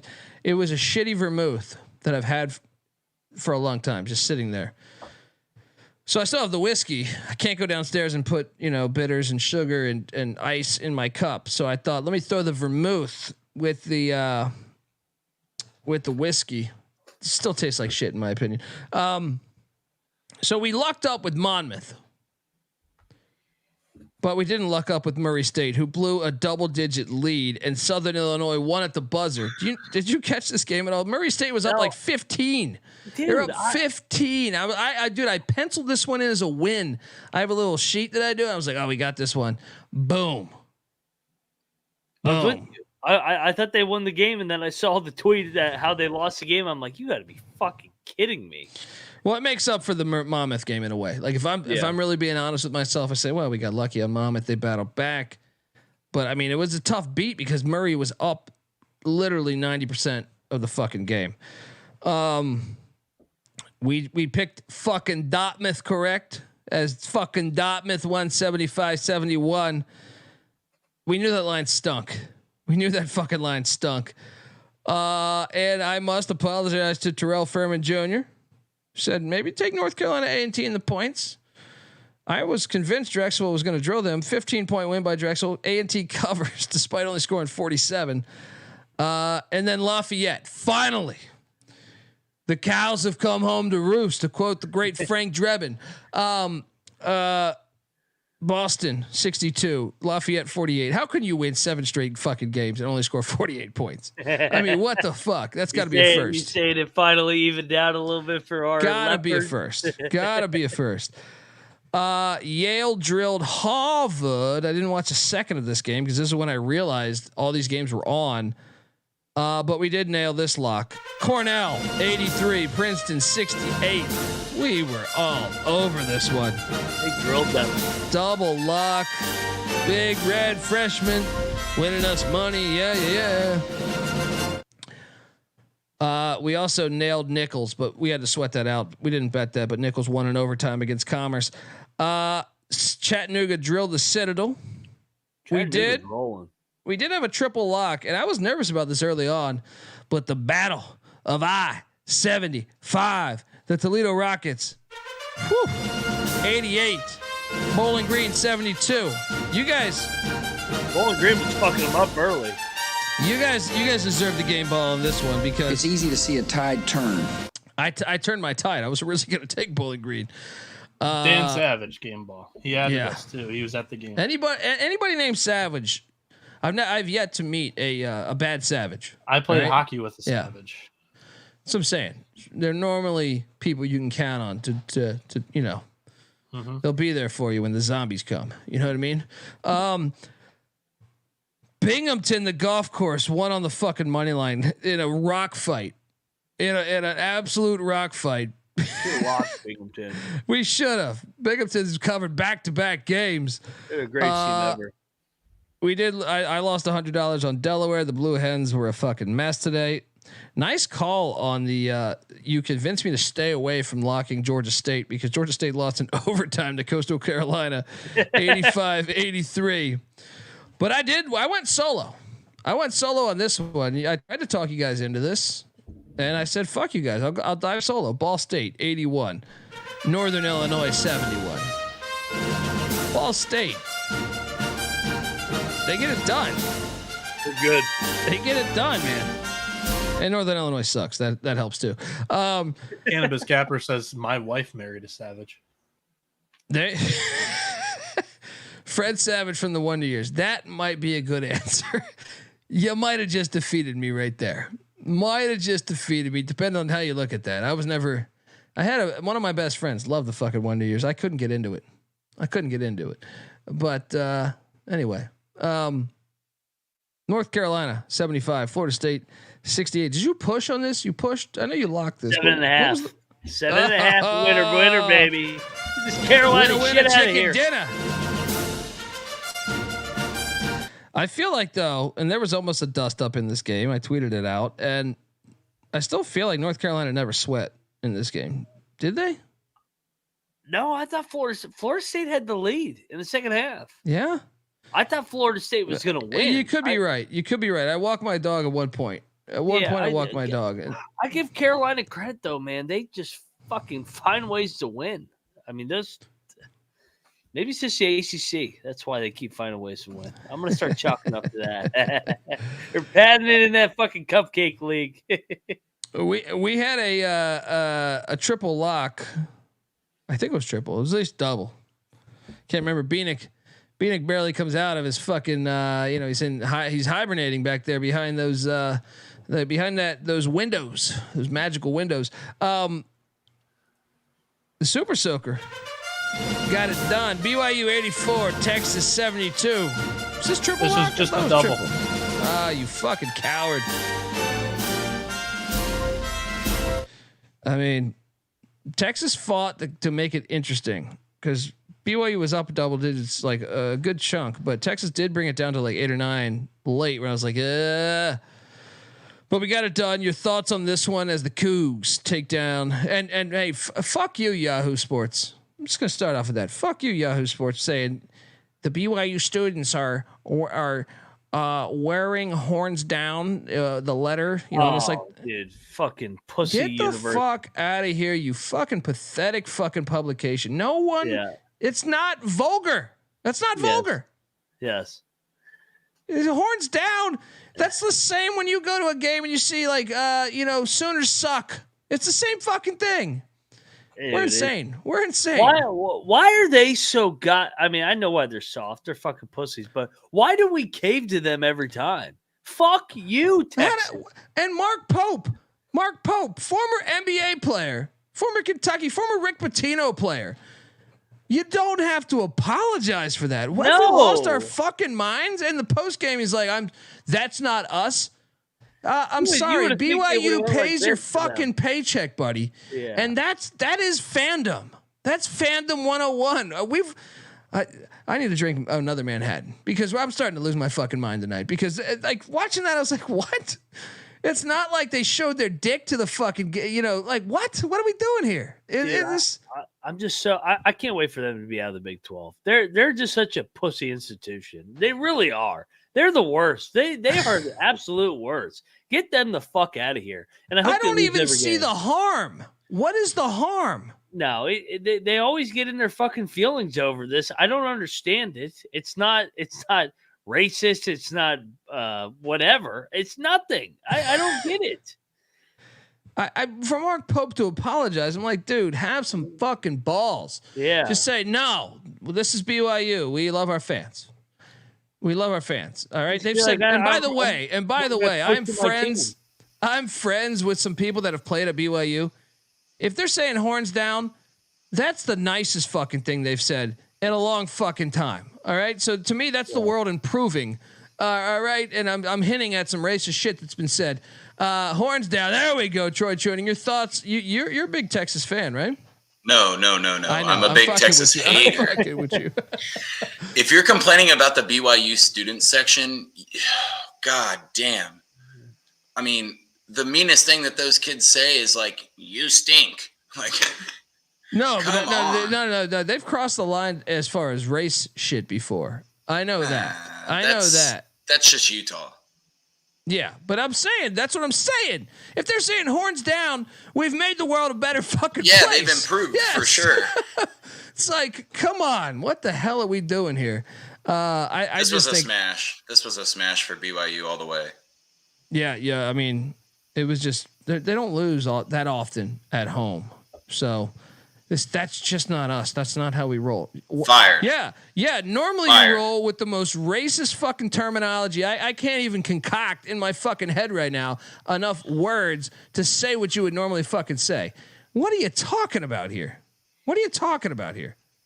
We've lost our fucking like. It's equivalent to saying you fucking suck. Is what it's like. It's actually nicer. Like they're just using a hand signal. Like there's. You fucking suck is further towards the crossing the line than just throwing the horns down. I know a guy who played at San Diego State, who played fucking. He would always say Utah State was the worst, but he said same at BYU. You hear things you never want to fucking hear. They should never be said. All right. And for now they're saying horns down. This is a win for society. This is a fucking win for society. Get the fuck out of here. I can't believe he's apologizing for that's not us. Get the fuck out of here, man. Fired. Anyway, let's continue on. We lost $100 on the Quakers of Penn. Columbia 84. Columbia, they're for real this year, Mac? God, I felt like Penn was dominating the game too, and then Columbia just storms back. This is another one that was frustrating, but yeah, fucking Columbia. Luckily, we did not bet fucking Sacred Hot as Fairleigh Dickinson got it done against them. And then we did lose. This was one of I had like 5 really gigantic bets today. This was one of them. Oklahoma lost for me. Texas Tech. What a win. I know. 85-84. This Oklahoma had this at like a 7-point lead with like what? 4-minute mark? Minutes? Yeah. 5 minute. Yeah. I think it was like 4:40. Yeah. I counted that as a dub. And then, no, Texas Tech, give it up for Texas. They're in first right now, aren't they? Yeah. Solo 5-1. Grant McCaston's doing a hell of a job. Now they've had a nice schedule, but I mean, 5-1. They've won in Austin. They've won in Norman. They said, fuck you to those new SEC schools. Great job, Tech. Great win, well Texas said. Tech. Great job. I mean, I'm happy for that program. I love Lubbock. It's a great place. Yeah, Troy, I got to ask you because I know me and Mac were on Oklahoma. Who were you on pregame? I was also laying the points with Oklahoma at home. Yeah. But it seems, I know I've hinted at this on the Big 12 show, but it seems like Scott Drew is a lot like Bill Snyder, where now that the other coaches have gone elsewhere within the conference, he's kind of hurting himself. all the other assistants that are now in the Big 12, they've got their teams playing, I would say, well better than Baylor's playing right now. And Texas Tech is a fucking scary team. There's not like, they don't do anything significantly well, but they do everything pretty dang good. I don't know how they came back and won this game. I was going to be surprised if they covered, and they came back and won it straight up. And remember, like, I kind of started to fade Texas Tech once Devin Cambridge got out for the year. They've responded to that pretty nicely. Yeah. For what it's worth, Pop Isaacs has actually been better without any support. He's one of those guys. He's like what Max Asmus wants to be. Yeah. Or what Max Asmus was. I think that was on purpose, Colby. Asmus. I love how I didn't hear that. Everybody translates the B to just one S. Troy just translated it. 2 S's. Asmus. That one, you want to talk about biggest college basketball heartbreak. I love that kid at Oral Roberts. And for him to go to Texas, I don't think I've ever had a bigger shift in me liking a player or not in the history of my life. The same thing happened with me. Like, just first year when we were doing college baseball show, I fell in love with Tommy White on NC State. 1, because he's an absolute dog. 2, because it annoyed the hell out of you because he played for NC State. Then he transfers to LSU, and I'm like, get out of here. This team's fucking loaded. Dude, A. Smith should have went to K-State. That would have been. He was so close to going to K-State too. It would have been perfect. I know. All right, let's move along. Well, no, what were you gonna say? No, Tyler Perry's pretty equivalent to A. Smith for what it's worth. Yeah. I was just going to mention that if Texas is upset about the horns down, how often do you see teams in the SEC do the gator chomp when they're beating the shit out of Florida? That's what I'm saying. I know. They're not ready. Like I said last week, the SEC fans used the Freedom of Information Act to get a coach fired. Do you think that Texas is ready for this league? I don't believe so. Troy, and how do you flip the gator chomp down for what it's worth? Can you? What do you mean? Like, how do you get rid of it? Like the upside down gator chomp? Yeah. Well, how do you? What you do is you tape the gator's mouth closed because they can't open their mouth. They only close it really hard. But if you tape it closed, like R.I.P. Croaky Steve Irwin, if you tape it closed, you can do whatever you want. I still can't believe a stingray got him. I think about that shit hard. Like, I think about that like Pick a lot of my life. Irwin I'm just like, I mean, he's pretty much related to Steve Irwin, right? His idol. He was like petting fucking crocodiles, fingering them in the asshole, and like they didn't do shit. And it's like the one time he's just sitting there next to a fucking stingray. It's like, hey, fuck you. One of the more talk about a 16 seed beating a 1. I know. That's a 16 seed beating a 1. That was fair dick over Purdue. I mean, big time. Yeah, Noah, do you hate stingrays the same way you hate Tobin Anderson? I actually like stingrays because I went to the Tampa Bay. They deserve to be there. They deserve to be in the ocean. Stingrays in the stadium. Yeah. They won the championship to be a part of the ocean. Unfucking believable. Shout out Tropicana Field. Everybody says it's the worst, but it's not. It's always 72 degrees with $3 screwdrivers in right field. So pretty good stadium if you ask me. There you go. I mean, who the fuck is saying that, you know? Well, I don't. $3 screwdrivers. Fuck. Yeah, now we got a fucking problem. We got a fucking problem. That's what I'm saying. I live in LA, man. Fucking, you go to the bars here. Screwdrivers like. Now we got a problem. Now we got a problem. 2 screwdrivers, $43. I'm over here secretly not. Let's buy one, get one. I'm over here secretly not complaining about everybody being mad about Tropicana and Tampa Bay because I'm ultimately scheming living in North Carolina, and if that franchise moves to Durham or Raleigh, I'd love it. Give me that, please. They got the Durham Bulls. All right, there's a whole movie about it. We need an MLB team. I think that city, that area needs an upgrade. They need an MLB team. They need an upgrade from NC State, but they also got to get a standalone hockey arena first before. Yeah, they need an upgrade from NC State first. Detroit doesn't have a standalone hockey arena for what it's worth. Yes, neither does DC. Yeah.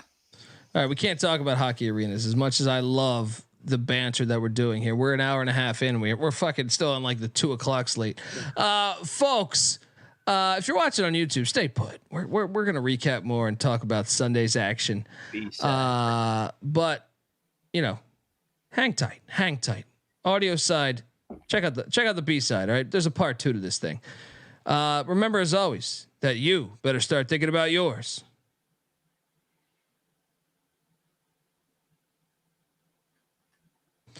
And we're back on the college basketball experience. We've talked about everything on part A, from I don't know, the Gator Chomp to horns down to Steve Irwin figured alligators in the asshole. So I mean, go back and listen to that. It's a lot of fun. But now we're here to talk about other topics. And Charleston just absolutely dropped a bomb on the Campbell Camels, who were red hot, by the way. Charleston just fucking them up in Bowie's Creek. They're 90-67. We both took Campbell. That was not fun. Don't need to talk about that one in great detail, but shout out to Charleston to respond from they were coming off a loss. Stetson drilled Lipscomb. I'm glad I didn't lock up Lipscomb. I thought about locking up Lipscomb. Stetson's just absolutely a machine at home. Ray Finkel, Stetson grad. Mac, West Virginia went into Stillwater. I didn't watch. I'm sorry. I didn't watch a second of this game. And Troy, you're more than welcome to come back too on this. What the fuck happened here? And you covered. Yeah, we covered. We were up fucking 7 with 3.5 minutes left. We fucking blew the whole game. Yeah, man. We gave Oklahoma State the game. We didn't finish. We were the better team, but I mean, we didn't make enough plays down the stretch. This is the point of the day. I just wanted to fucking take the waffle iron upstairs and smash my dick in it. That's where I was at. You have a waffle iron, man. Yeah, I got a waffle iron. You're fucking doing things over there, man. I've dreamed of those. You smashed my dick right in it. I said, "This fucking day." I haven't dreamed of that. But that's Troy, where I was at mentally, because we should have won the game. My God. Waffle dick, they're calling you in the chat now. Troy, who were you on in this game? Just out of curiosity. I laid the points with Oklahoma State, so I did too. I lost this one by a half a point. Actually, like, West Virginia should have won this game straight up, 100%. This had to be some kind of agreement to let Mike Boynton get a conference win on the day that they were honoring the 10 guys. That's the only thing that I could think of, because, again, I'm sitting at the bar in DC and I'm watching this game on my little ass phone right in front of me. 2 guys sit down at the bar next to me and ask for the West Virginia game to be on TV. And I slide my phone over going, there's 47 seconds left. You don't have to put this one on TV. You guys can watch this. I cannot believe Oklahoma State won this game. I know they didn't cover at home, but if West Virginia can't even go to Stillwater and win a game where they had the game won throughout the whole game, man, I mean, this was the D-Gen special, the 2 worst teams in the fucking league, and the best game of the week. Just like I told everybody on the Big 12 show, this was going to be the one. Yeah, no, they had to win either at UCF or at Stillwater. I'm sorry, Mac. I know you're tied to the program, but look. Mac, chat's asking whether you use the mini waffle maker or Is it one of the better question? Is it one of the ones from the Is it one of the ones from the hotel where you got to put it in and then spin it around upside down? You could sometimes maybe good, sometimes maybe shit. You could ask my fiance, soon to be wife, what happened when they lost this game. I just walked up there and I just took this fucking bottle and poured a fucking big ass shot and just go right to my face. Like, I'm like, did we really just lose this fucking game? We were the better team all day.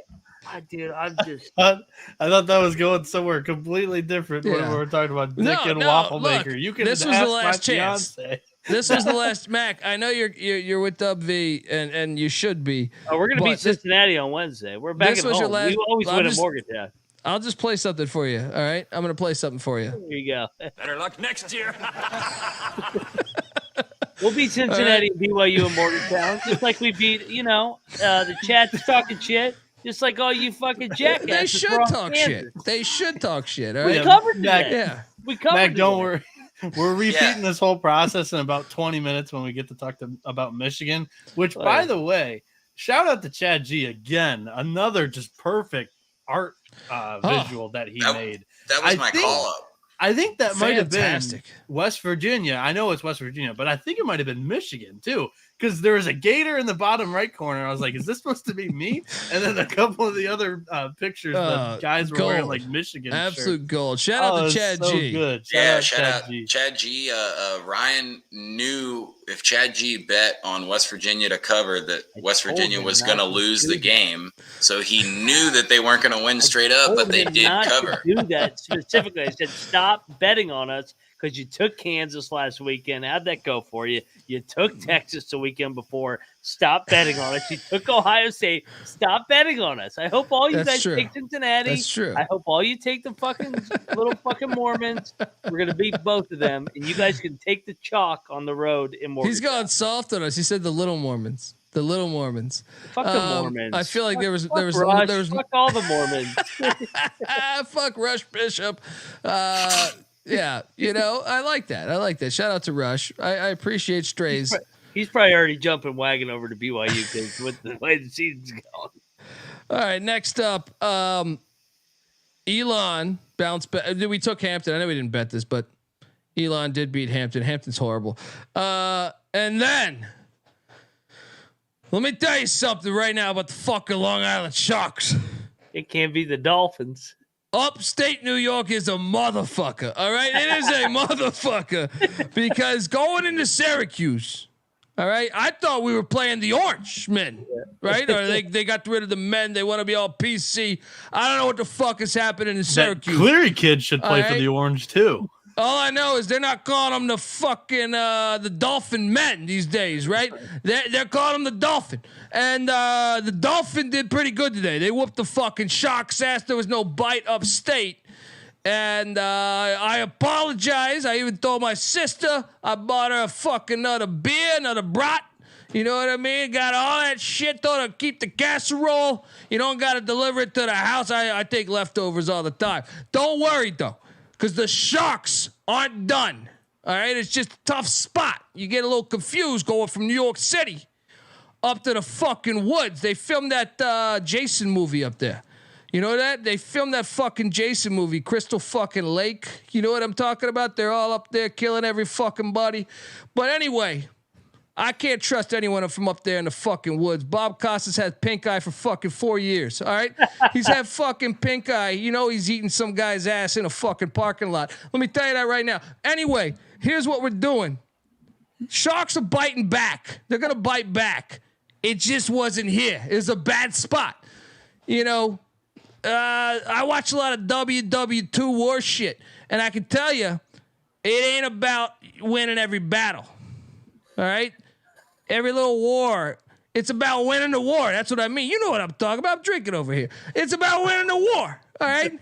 So the fucking Sharks will be back. Don't panic. Good win for the fucking Dolphin men. All right? Let's go. Your thoughts on the game, Mac? Yeah, it was a locked battle, dude. My Dolphins are good, man. They're fucking rolling. That's a serious note. Did you see? So this guy named Kayem Cleary put up 43 fucking points on LIU. Unbelievable. England. That's what I said, though. That's what I said. I mean, they gotta guard. They gotta guard the guy. I mean, what Strickland? How about Rod's son? He went for 34. He hit the game winner the other night. Yeah, he hit the game loser tonight too. Apparently, you want to talk about the sweatiest game of the night? For me, I had a ticket on Miami minus 3.5, and they had a 20-point lead. They had a 20-point lead, and it was down to 2 minutes. It was down to 2 with the big man at the free throw line, and he made both with 1 second left. Thank God he made both. Because I was convinced there's no way in hell I'm hitting this. Miami cashes. What a win. What happened here? I mean, Pitt just got hot and Miami was stupid. Miami's a very stupid team. Very stupid team. Battle of the pussies here. My God, what's wrong with Miami? Dude, Miami sucks. Hey, you got the win, you move along. You got the win, you move along. Holy fucking shit. They were up like 20 with like 6 minutes left, and they almost blew this game. I'm like, what the fuck? Jerry had 4 on Miami. That's why you try to get it in the day before, man. I know it jumped to 4, but that's why we do the show at midnight. Yeah, the line movement's a huge deal of betting. I would say more so in college basketball than college football. Lost $100 on Stephen F. Austin because Cal Baptist is really good and underrated. They're an underrated team, dude. But if you look at this, Stephen F. was dominating. They blew a 10-point lead or a 12-point lead. Yeah, they were up like 15 early, and then I don't know what the fuck happened. To start the second half, they ran out of gas. Then this game was. I mean, there was a lot of classics today, man. Butler 88, Villanova 81. Dude, I bet Villanova. What? I didn't touch this. This game was fucking insane. I should have. Villanova was up like what 10 at the 6-minute mark. The whole game, they were winning. They were up 15-0 to start the game. They were winning the entire game. They were winning the whole overtime. They were winning the whole double overtime and lose by 7. Kyle Neptune sucks. I'm sorry, that guy sucks. But if you're Butler, you needed that one. Yes. You're 14-7 now, and February is the final stretch. You know what I mean? You gotta. Yeah. That was a big time win for the Bulldogs there. We almost got burned. I want to give him a 3rd year. I know that's not a popular take, but my argument is that he had 2 of his best players injured last year. Well, I mean, I guess 1 out for the year, but I would like to see give him a 3rd year. For what it's worth, this roster on paper was tremendous going into Villanova, right? Yeah, that's true, but it was also a lot of portal guys. You know what I mean? Like that shit takes time, man. Yeah, you could say the same thing about Arkansas. Yeah. You want to know? You said Villanova. That's the problem. I mean, you're not going to make the tournament. Dude, they're calling for his head. I don't think he's going to make it out of this season. I think they're going to. Unless Jay Wright does a fucking press conference or something. If he doesn't make the tournament, I'd argue he probably shouldn't. Man, 2 years. He had his best player out for the year in year 1. His team is good enough though this year to make the tournament. I just feel like if he doesn't make the tournament this year, let the guy figure out who he is, his identity. I think we're crazy these days. We're absolutely crazy. I don't know, man. That look at Scott Drew's first couple years at Baylor. He wasn't setting the world on fire. Well, I mean, he took over a freaking murder scene. True. The but Baylor Villanova comparison. Okay, fair. That's a horrible comparison. Yeah. But because I mean, you're giving Holtman an extra year, and how about Jim Harbaugh? The first couple of years it wasn't working out the way you thought. I was thinking that, but also I was happy with Jim Harbaugh. People wanted him fired. Fucking he was winning 9 games. Tweeting out, fire him. We're gonna go down. We're gonna go down a lane that I don't think we want to go down on this show. No, look at Holtman. You're giving Holtman an extra year at Ohio State when no, he's terrible. Thad Matta was better.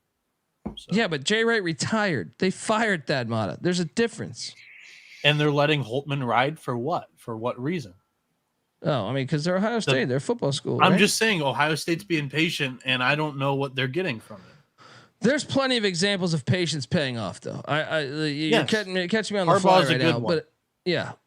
But there's plenty of fucking examples of it. There's plenty. I know this, but I'm drinking, so I don't have for what it's worth. I do agree most of the time with patience being an angle, but like Neptune's not a proven winner, and he got the job. A 3rd year. He deserves. He only got the job because he was on staff. I feel like when you're not proven, you only get 2 or 3 years. He went to Fordham for the 1 year, got a winning year with Fordham, and then came into the year or came into the job because he was on the staff. He should get a 3rd year. Write it. All right. UT Arlington covered for us, but they almost blew this fucking game for us. Yeah, they were winning the whole game. 6.5. Thank God. Double lock. Should have won this fucking game. And Mavericks, what are you doing? Shout out to Casey. Says Colby, your Holtman hate got me paid today. There you go. I jumped on this one late because this morning I woke up. I'm doing the morning show with Terrell, and I see the Indiana line has gone up to 15.5. I go, I gotta buy in. I know Khalil Ware might not play, but I'm buying into 15.5. I bought in. They almost won the fucking game. I mean, Illinois, 70-62. This was a double lock since I jumped on late.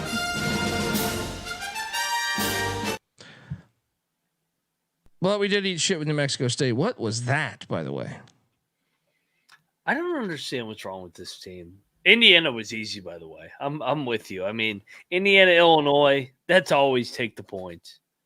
Yeah. Morehead State, nice play here because I was thinking about lock it up, Western. You talked me off of that. Colby, you tweeted out the technical for Xavier Johnson, right? No, I didn't. For Indiana? Yeah, No. you did. Where he chucked the basketball. I did. I'm surprised you flew through that. Yeah. Because that was great. That was amazing. Go watch that. Did you think that should have been a technical? That's weak as fuck. He was throwing the ball back to him and he wasn't aware. But Coleman's once again, soft. That was the perfect thing to do to piss him off. He's annoying as fuck. Dude, basketball right to the face. Perfect. He deserves a basketball to the face. That shit was hilarious. That shit was hilarious, though. He'll foul the shit out of somebody and be like, "I didn't foul him." It's like, dude, you just how can you? No, he doesn't say I didn't foul him. How can you deem that deliberate? Like, by the way, how can you deem that deliberate? Yeah. Dude. How can you deem that deliberate? Question. Yeah, he was just trying to toss it out of bounds to whoever's. Ideally they're looking, they catch. That's an athletic thing to do. Catch a ball coming at you. Unfucking believable. Mississippi State double lock. Someone said Auburn's going to the Final Four last night. Hi, how are you? Who said that? I don't know. Someone in the chat. I'm not blaming you, but I'll blame you in a second. I was like, did Noah say that? Because I didn't say that. Yeah, good win for us. Mississippi State easy.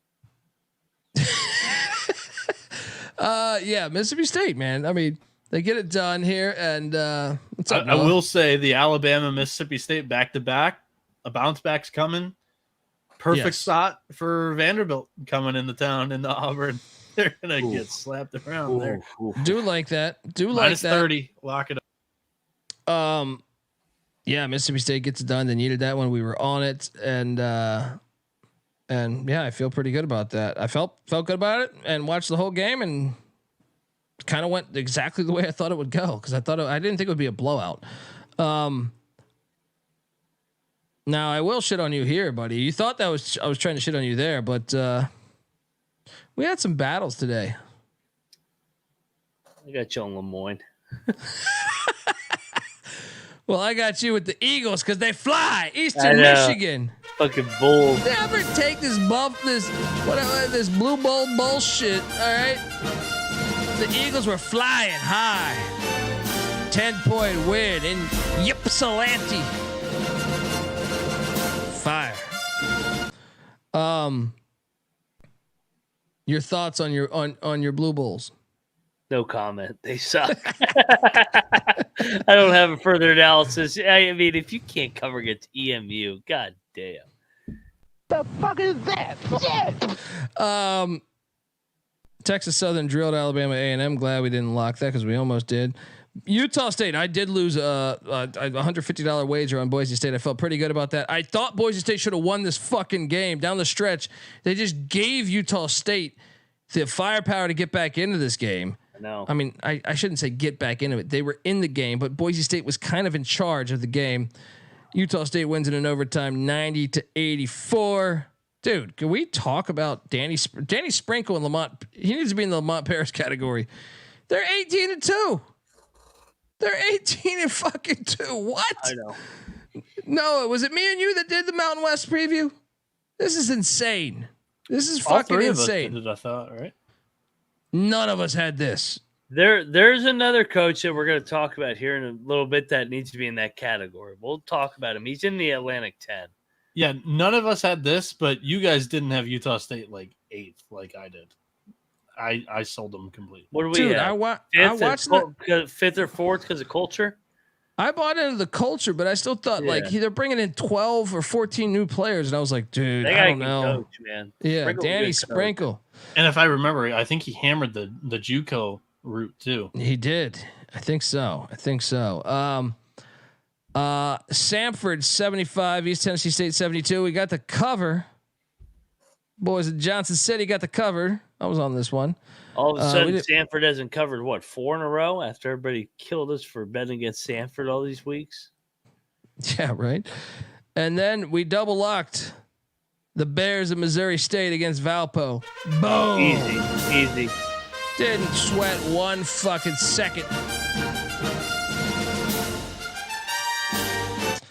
And then I did lose $100 on the Baylor Bears in a fucking insane basketball game. I mean, you want to talk about a roller coaster of a bet? This is why you gamble, folks. I lost money today, but this ride, from a betting standpoint, I'm okay with my $100 burnt because I felt it all. I felt the highs and the lows. Cursed at the TV probably 30 different times. This guy's hacking into the mainframe. And what a fucking game. What a fucking game here. I mean, I know, what a win for TCU. Baylor's lost 3 straight. Dude. I ate a big old bag of shit here, but I've been saying, like, this game was insane. Mac, your thoughts? This is a great spot for Baylor. They had the week off. They were getting TCU. Baylor's soft. Baylor's soft, man. Baylor's still good, obviously, but they're not Final Four good. And then also with TCU, man, they're getting better. Jamie Dixon, he can fucking coach, man. Dude, am I crazy? I was watching this game. I was like, TCU could win the national championship. No, don't fall for that. No, they can't. Only if they can play every game at home. Yeah. But they won this one in Waco. Oh yeah, and this is almost the Eli Manning game where someone's got to sign the away locker room after the first away win in the new stadium. Kind of impressed with TCU. I mean, I know Baylor kind of blew it, but to go to 3 overtimes on the road and win this game in a new stadium with all that juice, pretty impressed with TCU. This was the sloppiest 3 overtime game I've seen in my life. Every possession, bodies were on the ground. The ball was. I agree with this. It was like a bowling ball. It was just going around the fucking court. You know, it was like playing fucking Marble Madness if you ever played that for Nintendo back in the day. Like this was a fun game, but it was absolutely batshit crazy. Yeah, I don't mind losing $100 on this one as opposed to some of the other bets because this one was just, you got the thrill, you know. BB King, the thrill is gone. All right. Well, the entertainment aspect was 100% there. Whether you won or lost, it was still an awesome game to watch. But Baylor's got issues. Huge issues, man. Three straight losses now for Baylor. They're sitting there at 14-5, and they go to the Moon Bounce on Wednesday. I think we need to take them at the Moon Bounce. Mac? Yes. Yeah. Smash spot. See, I would have said the same thing before this game. Like, nobody's going to lose 3 in a row in the Big 12 unless it's, Dub V or Oklahoma State. I don't know. This could still be a scary spot. And I'm sorry for all the background noise. It's fucking pouring down rain outside, so that's why it sounds like water's running, because it is. No. But when I type on my keyboard, I'm fucking slamming that motherfucker. Buddy, you don't have to lie to us. You're on mushrooms. I know damn well you just turned on the faucet and got amazed by the faucet being on. You're like, the faucet's on. Whoa. Look at that water. On. Where does this water really come from? Where does this water really Flint, come Michigan. from? Talking about Noah's backyard? Bieniek's in here. I'm sure Brett Favre's tied to that one too. The ricochets. Yeah, Favre did something there. I guarantee you. You got to dig deeper. Norfolk State 68, Coppin State 58. We don't need to talk about that. Coppin covered that. We should have locked that. We should have locked that. That was way too fucking big. Yeah. Oakland 91, Milwaukee 87. Double overtime. Man, we had how many double overtime games did we get today? Dude, this is the problem with Saturdays. I didn't see 1 minute of this game. I didn't catch it either. Gardner-Webb won, but didn't cover against Upstate. Didn't bet that. South Florida drilled UTSA. Is South Florida going to win the AAC this year, Mac? Maybe. I mean, Abdur Rahim, man, he's doing a good job, and they keep finding ways to win games. And it's wide open. I mean, I kind of think they might. Northern Kentucky minus the points. Dundee special. This North Florida bullshit out of here. Double lock, right? You locked this too, right? Also, we had a little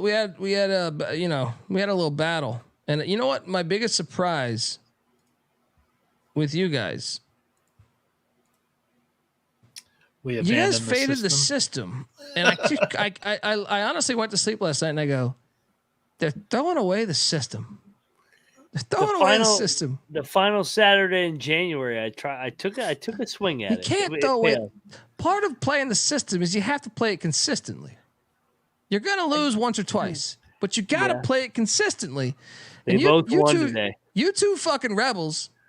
You went off the reservation. Yeah. Well, we had a lock battle. And the land down under, we stayed. We held strong. Vermont 67, Bryant 57. And I got DMs about this game. Dundee, you don't know what the fuck you're talking about in this Bryant game. Hi, how are you? Catamounts. Give Vermont credit, man.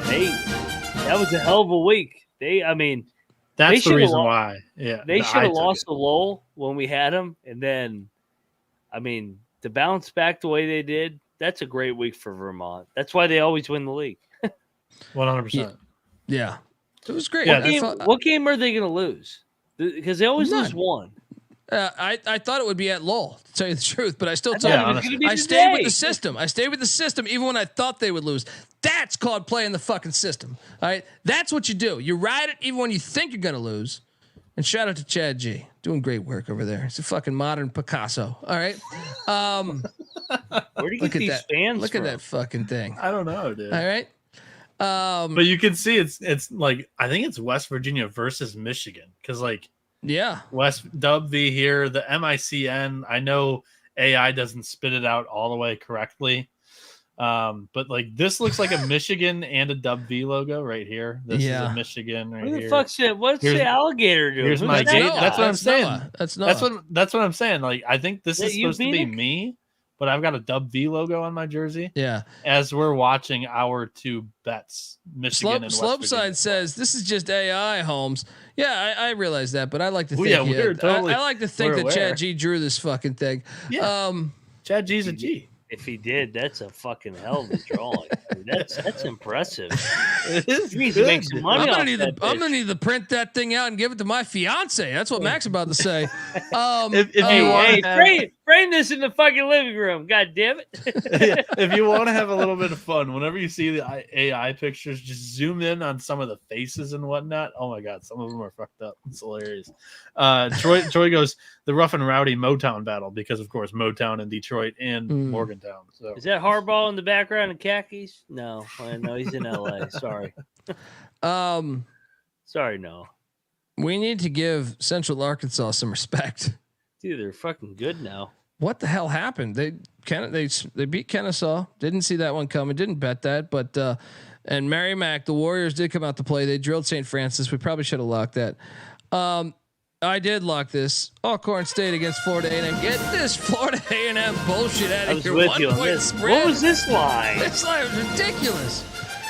Alcorn State 76, Florida A&M 67. I did lose another SWAC game that I'll talk about that was a triple soon. lock. Shout out to Alcorn. Oh, there we go. Let's go. Braves on the warpath. Let's go.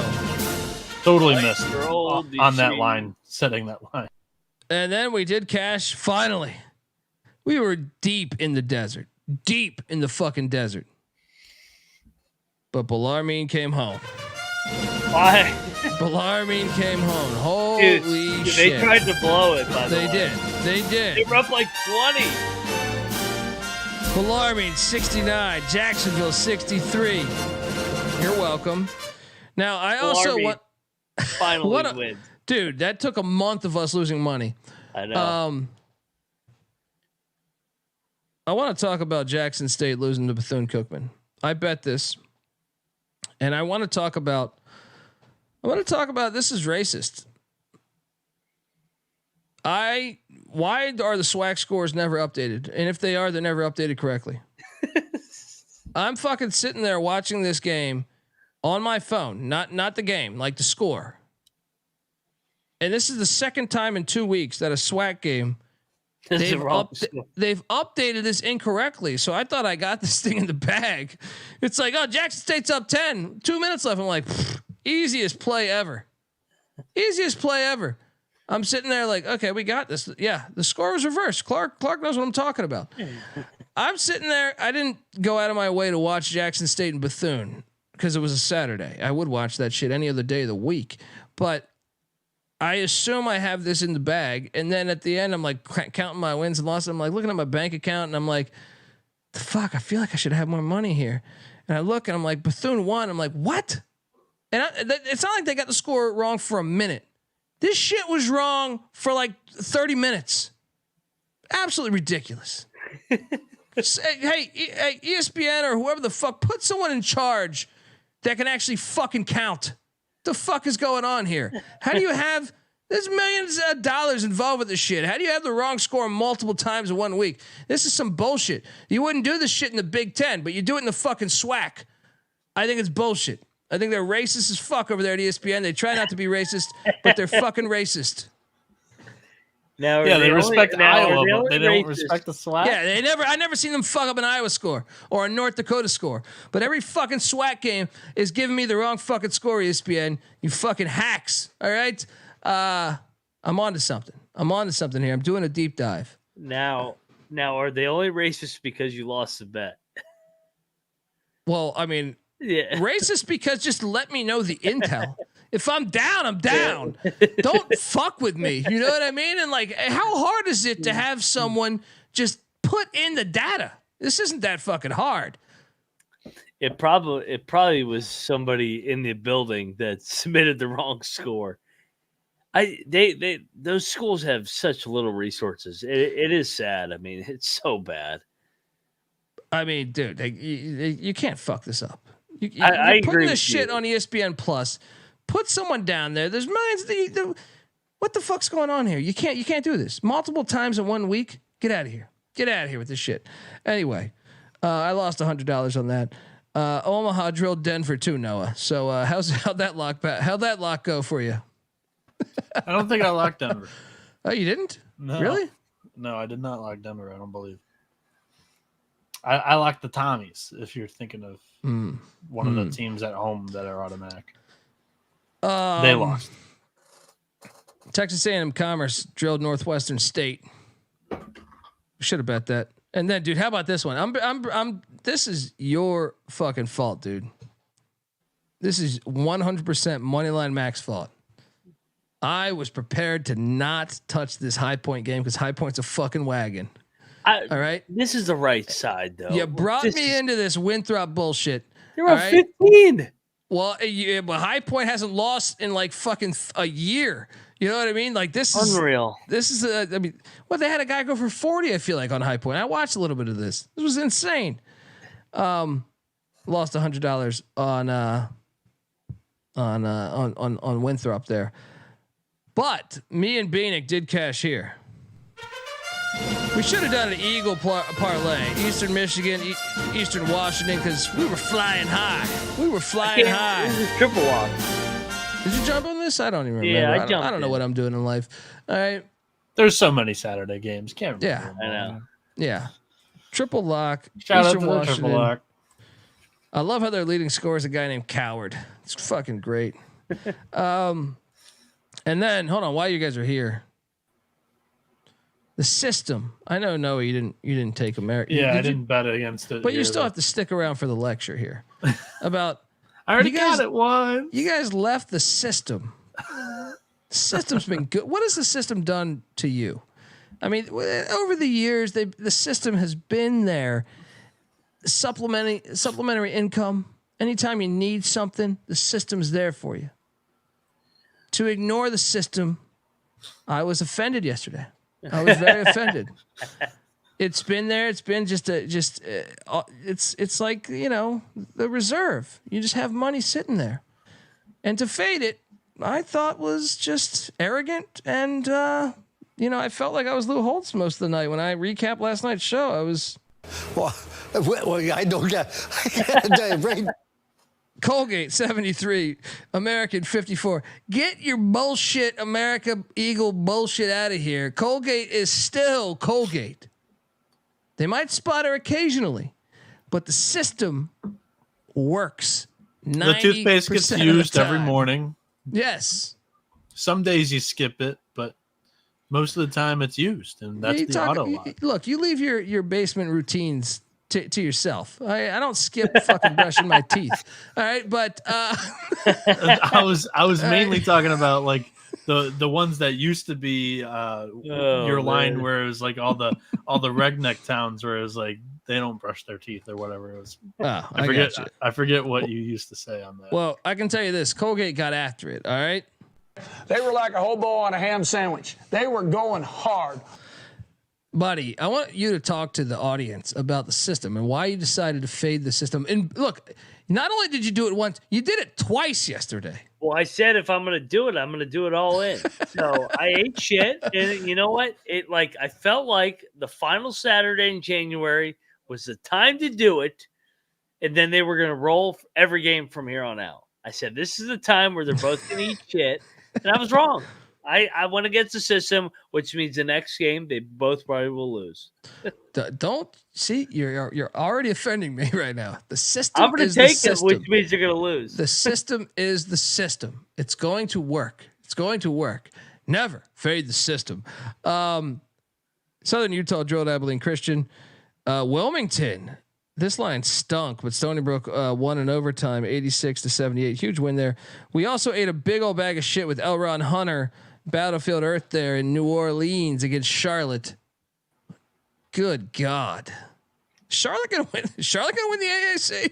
Charlotte's they win every fucking game. Like, I mean, they're gonna lose at ECU, but they may go dancing. I mean, they win every game. They win every game. Yeah, the ECU one's next. They've won 7 straight going into ECU on next Saturday now. That's a loss for Charlotte. The Clits get destroyed in Greenville. I can attest to that. Shout out to the interim coach, man. Aaron Fern. I mean, fucking Sanchez left. He's doing a hell of a job. He has. Well, unbelievable, really. I mean, and then the craziest game of the night, in my opinion. And I bet it. Now, I took the points. I didn't take the money line, but damn it, I should have bet the money line because rivalry game. Colorado State, Wyoming was fucking insane. Folks, if you're bored tomorrow and you're watching the other games, you want to watch a Saturday game, I highly recommend this game. You could maybe talk me into TCU Baylor as well, but this Colorado State, Wyoming game was truly, it was like, this is a fucking carnival. This was a carnival. How did they win? How did they win this game? Wyoming blew a 12-point lead, right? 12-point lead. Colorado State then gets an 11-point lead. I want to say 11-point lead with like a minute and a half left. And Wyoming gets the game to overtime. And they win it in overtime. Unreal. This is one of the greatest games of the entire season. I need I need to watch this game again tomorrow. Just to relive how they came back. Dude, I had +8. I think it was +8, maybe 8.5. And the fact that they blew a 14 or 12-point lead, I was so pissed because I was like, we're not going to cover. It's a minute and a half left. We're down 11. I'm like, you stupid motherfuckers. And then a gift from the gods comes along. And it was all of a sudden like Colorado State couldn't hit a free throw, and Wyoming was making everything. And actually, they were making everything but missing everything. They missed like several free throws, got offensive rebounds. One of the most fascinating games I've ever seen in my life. My only regret is I didn't play the money line because I know this is a big time rivalry game. I thought it was live. It wasn't. I mean, it was, but I'm saying I didn't buckle down on it. So, Wyoming 79, Colorado State 76. We also hold up. I got the court storming video from. Yes, let's go. Let's go.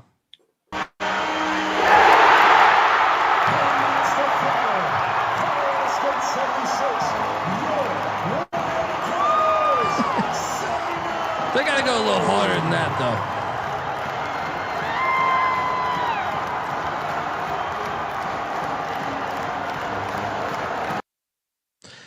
I feel like they should run a little more committed. They got to go a little bit harder. They were like hopping and skipping. They got to go a little bit harder, but we respect every court storm here on the College Experience. You storm the court.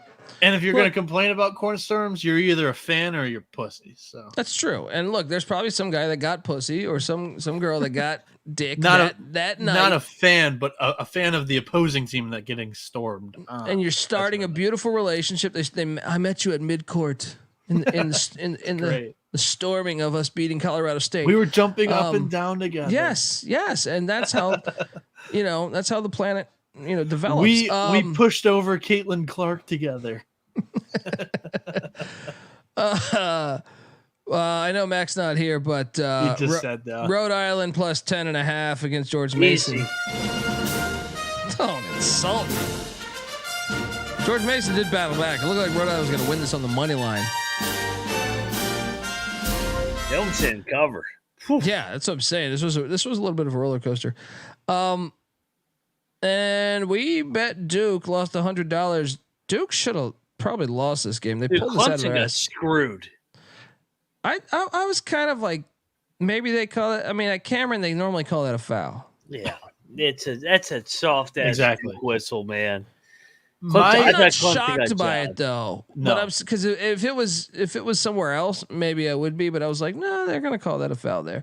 In my opinion, NC Nick's not going to like it, but they missed the first two forearm shoves from the offensive player Proctor. Before I think it was a defensive foul, but they missed two. I think it was a foul too. But I think you're right. I think you're right. In front of it. So still, I thought Duke would be a little more impressive than that. They had let him play the whole game, and then all of a sudden it was, Duke's about to lose. Let's get him at the foul line. I thought it was a foul. Now, I still think I agree with Noah's statement essentially, and I have my concerns about Duke moving forward. I don't think they're very good. Yeah, I have a lot of concerns because this is I know Clemson is a better team probably than what they've represented lately, but I don't know. I thought Clemson. If you're a Clemson fan, you're devastated. We did lock up Marshall, and I thought it was one of the better plays of the night. 83-67. Marshall at home's a fucking wagon, man. Long Beach State drilled Riverside. Riverside was up like double digits. Long Beach State battles all the way back, gets it done. GBO Farms was completely right that we should fade Tennessee Tech. That cashed. I did not listen to him. My apologies, GBO. UT Martin did not cover against the Penitentiary of Lindenwood. Eastern Illinois did not get it done against Tennessee State. We didn't bet these. Howard, we knew this line stunk. Morgan State wins outright by 6 against Howard. Radford drills Presbyterian. Shout out to your boys. I don't think we had any locks on any of these, right? No, we didn't have any locks. Little Cock struggle with SEMO. But we did lock this one. This is one of my better plays of the day. Belmont gets it done against UIC.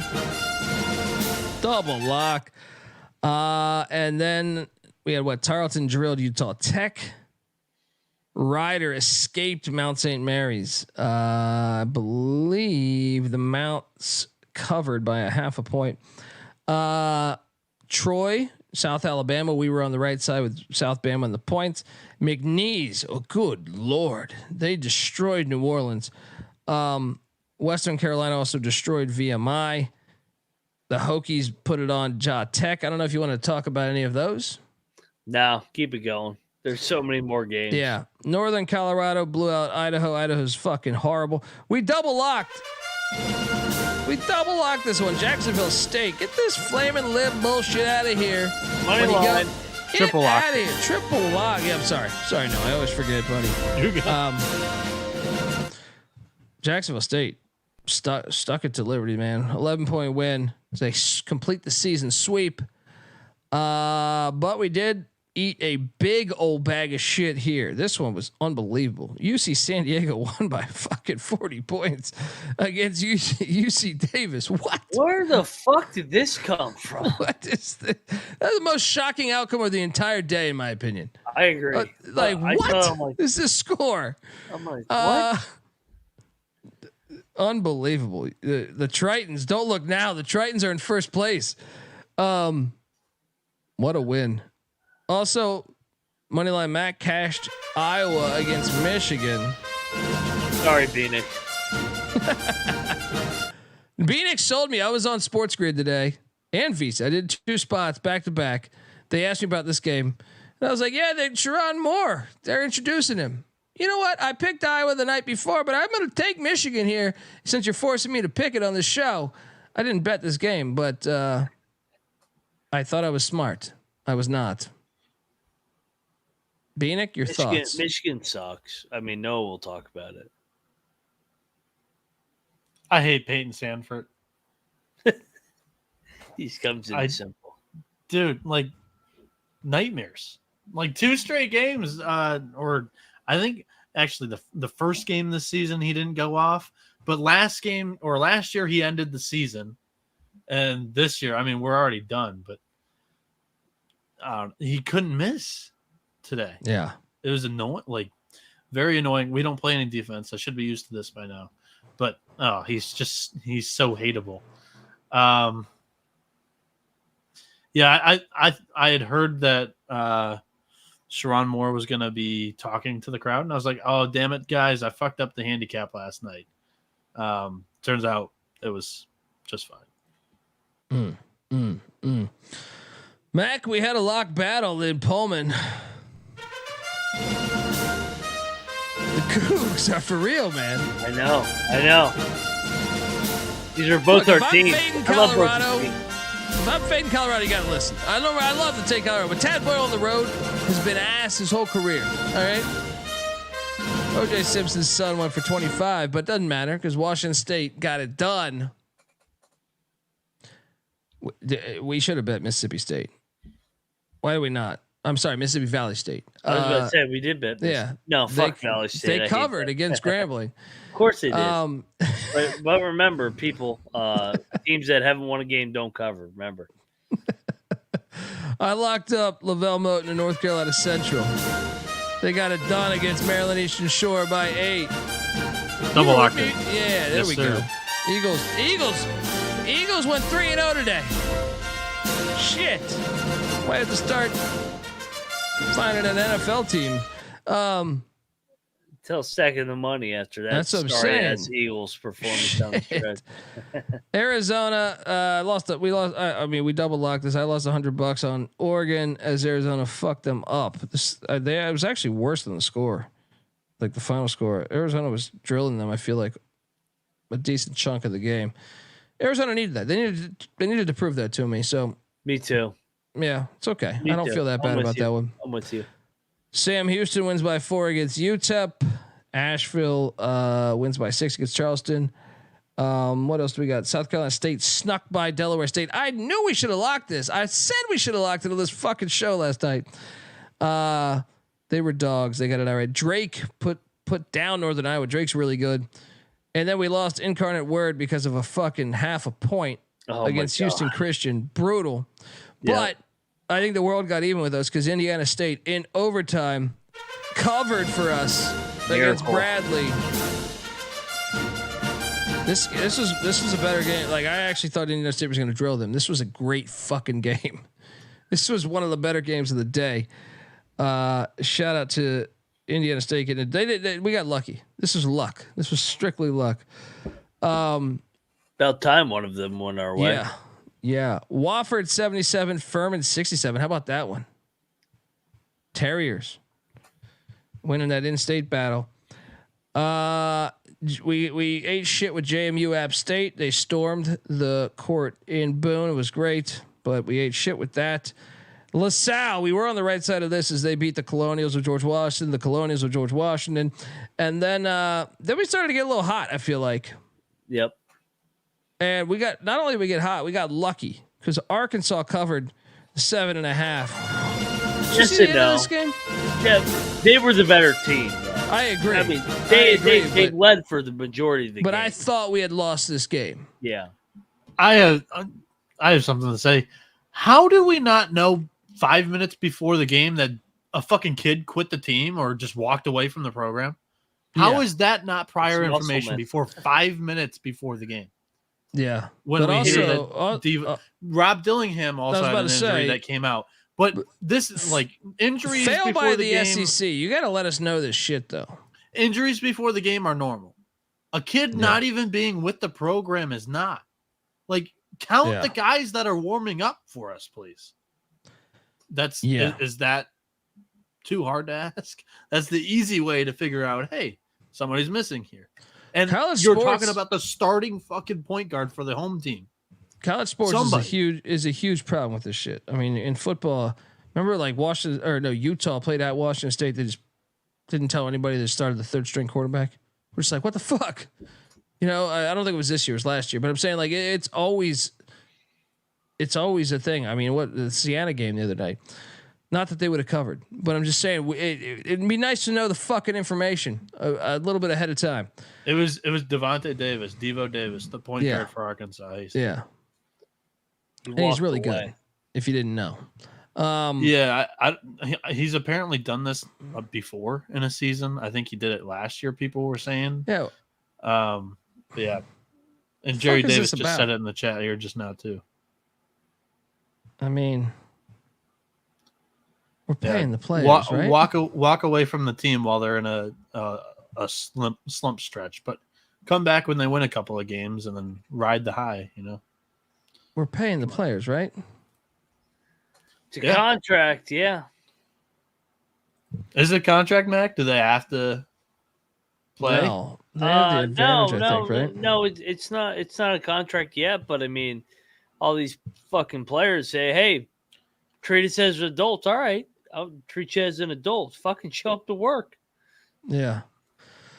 Yeah, I mean, I don't know what the fuck is going on with his life, but it's happened so often. It's like it's ridiculous, man. It just seems he'll still want his NIL check, I'm sure, though. It's just convenient that he's on a team that's lost like 6 games in a row or whatever it is. Yeah, and they're struggling. No, but it happened last year too. Remember, they were struggling then too. Yeah, that's what they said. Yeah. Vanderbilt. This is a closer game for a good chunk. We cover by a fucking half a point against the Vols. Man, I guess we had some good fortune at the same time, but we should have covered this game. So, your thoughts on this one, Mac? In-state rivalry. I mean, this game's always close between Vandy and Tennessee. And then we both double lock Middle Tennessee. Easy peasy. 18-point win against the Airport. Now, we did hit some rough seas here because Penn State loses to Minnesota. Penn State was up big in this game at one point, too. Yep. We also lost. No, I lost. I circle of trust here. I ended up betting Dayton. They lost. Richmond stormed the court. And I know you locked Richmond. Shout out to that. That was a battle that you didn't know that you battled. Did you talk about Syracuse, NC State? No, not yet. Not yet. So somebody, I was zoned out. Somebody told me to get my shine. I have to sell my model, the cocktail napkin, to all of the subscribers in the world willing to pay for picks. You know, because we give these things out for free. You also need to listen to the fucking show though, because we haven't talked about it. I have a clip here for the Richmond also. That's why I jumped in. Are you playing it? What are we doing here? Yeah. Look at these private school pussies. I know it. At least they neighbor. stormed heavy. Look at the neighbor. Yeah. They stormed aggressively. and I can respect that one. That was better than the last one we saw. There we go. There we go. They're pretty good. Chris Mooney, unfucking believable. He should be in that conversation. Lamont Paris, Danny Sprinkle. I said, stay tuned. We get to an A-10 coach.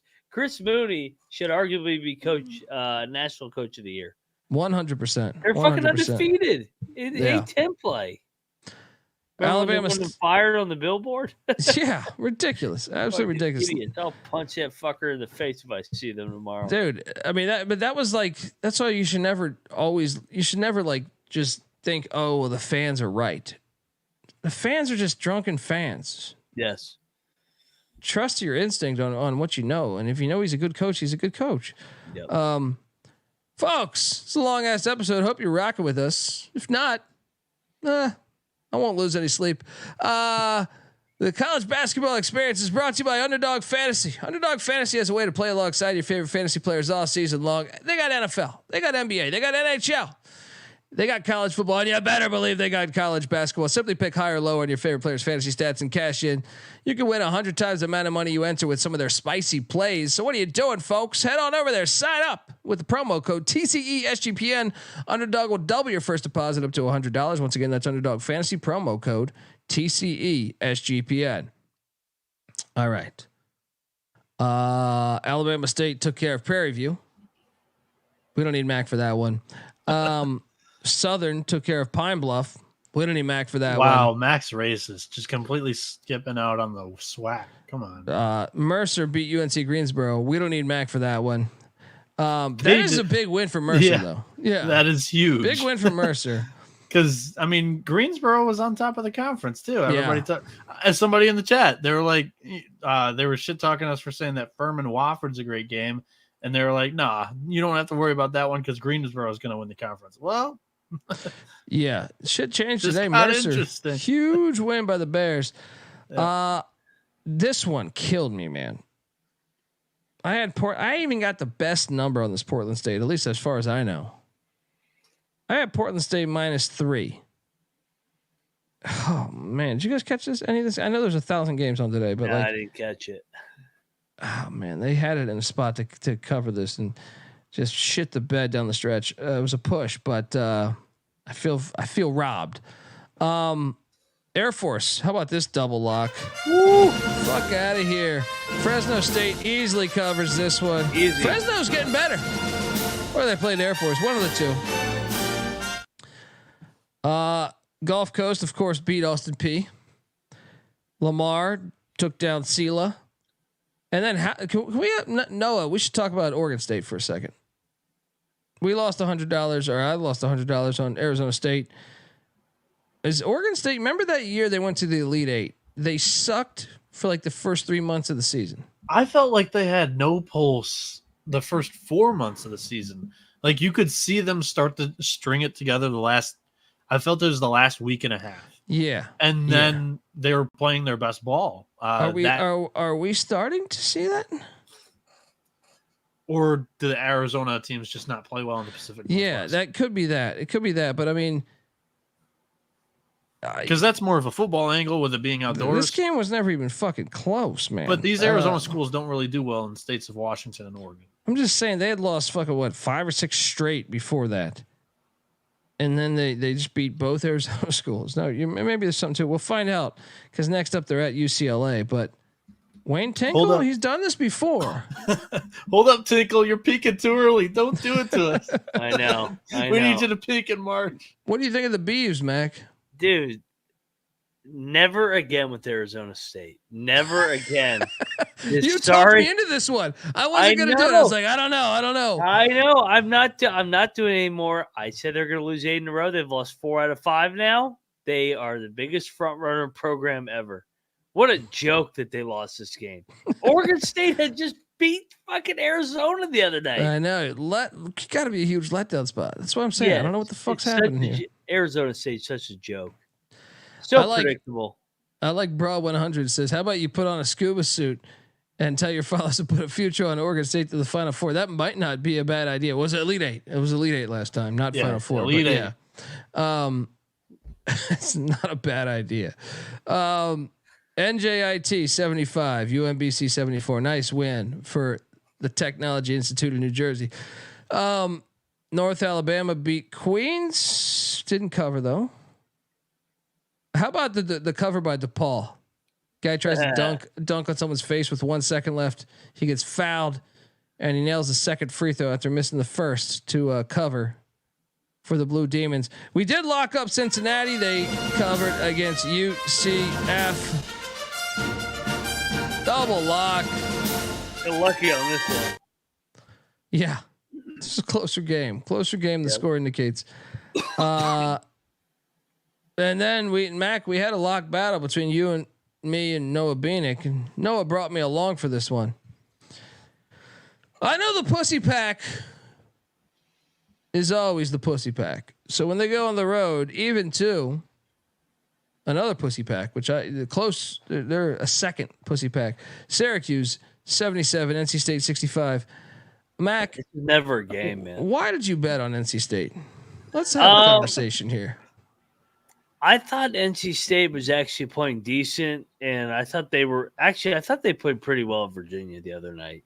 And I think Syracuse isn't that good. NC State sucks. Every time I take them, they lose. They're the worst. Them and Pitt. Like, you just watch them, and it's just like the softest brand of basketball. It just makes you throw up. And Noah, thank you for bringing me to my senses of knowing that. I was like, what am I doing? Why would I not fade NC State? You're totally welcome. And I mean, the cocktail napkin was on it for one, but I missed a handicap that should have been easier for me. Dave Bing's name, apparently, not even the number, got retired in the dome there. And Bing played for the Detroit Pistons. That should have been on my timeline. I'm upset about it. Blame it on Thunder Snow. Yeah, that's what we'll do. But yeah, why the fuck? Why are we not retiring numbers? They just put the name up there. I guess you got to have numbers to play. I guess you can't. Yeah, they must hand down the jerseys from the 1930s. It's like Lawrence Moten, fucking Sherman Douglas, Ronnie Cycli. You're running out of you're running out of numbers. There's 100 numbers. John Wallace. Yeah, that's a lot of players over the years. There's plenty of numbers. Yeah, you're starting to sound like a Yankees fan, Colby, when you're talking about this. This guy, this one in the middle here, knows about that. No. I'm a fan of the Orioles. That's the farm team. That's the farm team for the Yankees. This guy's a fan of of the Yankees. I did like the Yanks. They say that they're running out of numbers because they're retiring all these guys. Fuck them. But they ain't fucking winning anything. It's fantastic. You know who's not winning anything? It's fucking Old Dominion. You fucking losers. I pissed away. They pissed on my face so many fucking times. Georgia Southern 76, ODU 70. Georgia Southern's like gonna win the fucking. They are the Sun Belt. Yeah. They are. They're like 5-4. Well, I mean, App's running through shit right now, but yeah. Georgia Southern's still cut. They took them to the wire the other night. Let's bring Bieniek back for a second, and I don't care if we do a 4-hour episode. Noah, I know you didn't lock this. You didn't lock this. But me and Mac have been super, super fucking sharp with the UCLA Bruins. Moneyline play. I keep winning on that. You buying in the Mick? I think they're going to win the Pac-12. I think they're going to win the fucking Pac-12. Here comes Mickey boy. First win at the Galen Center. Shout out to Mick Cronin.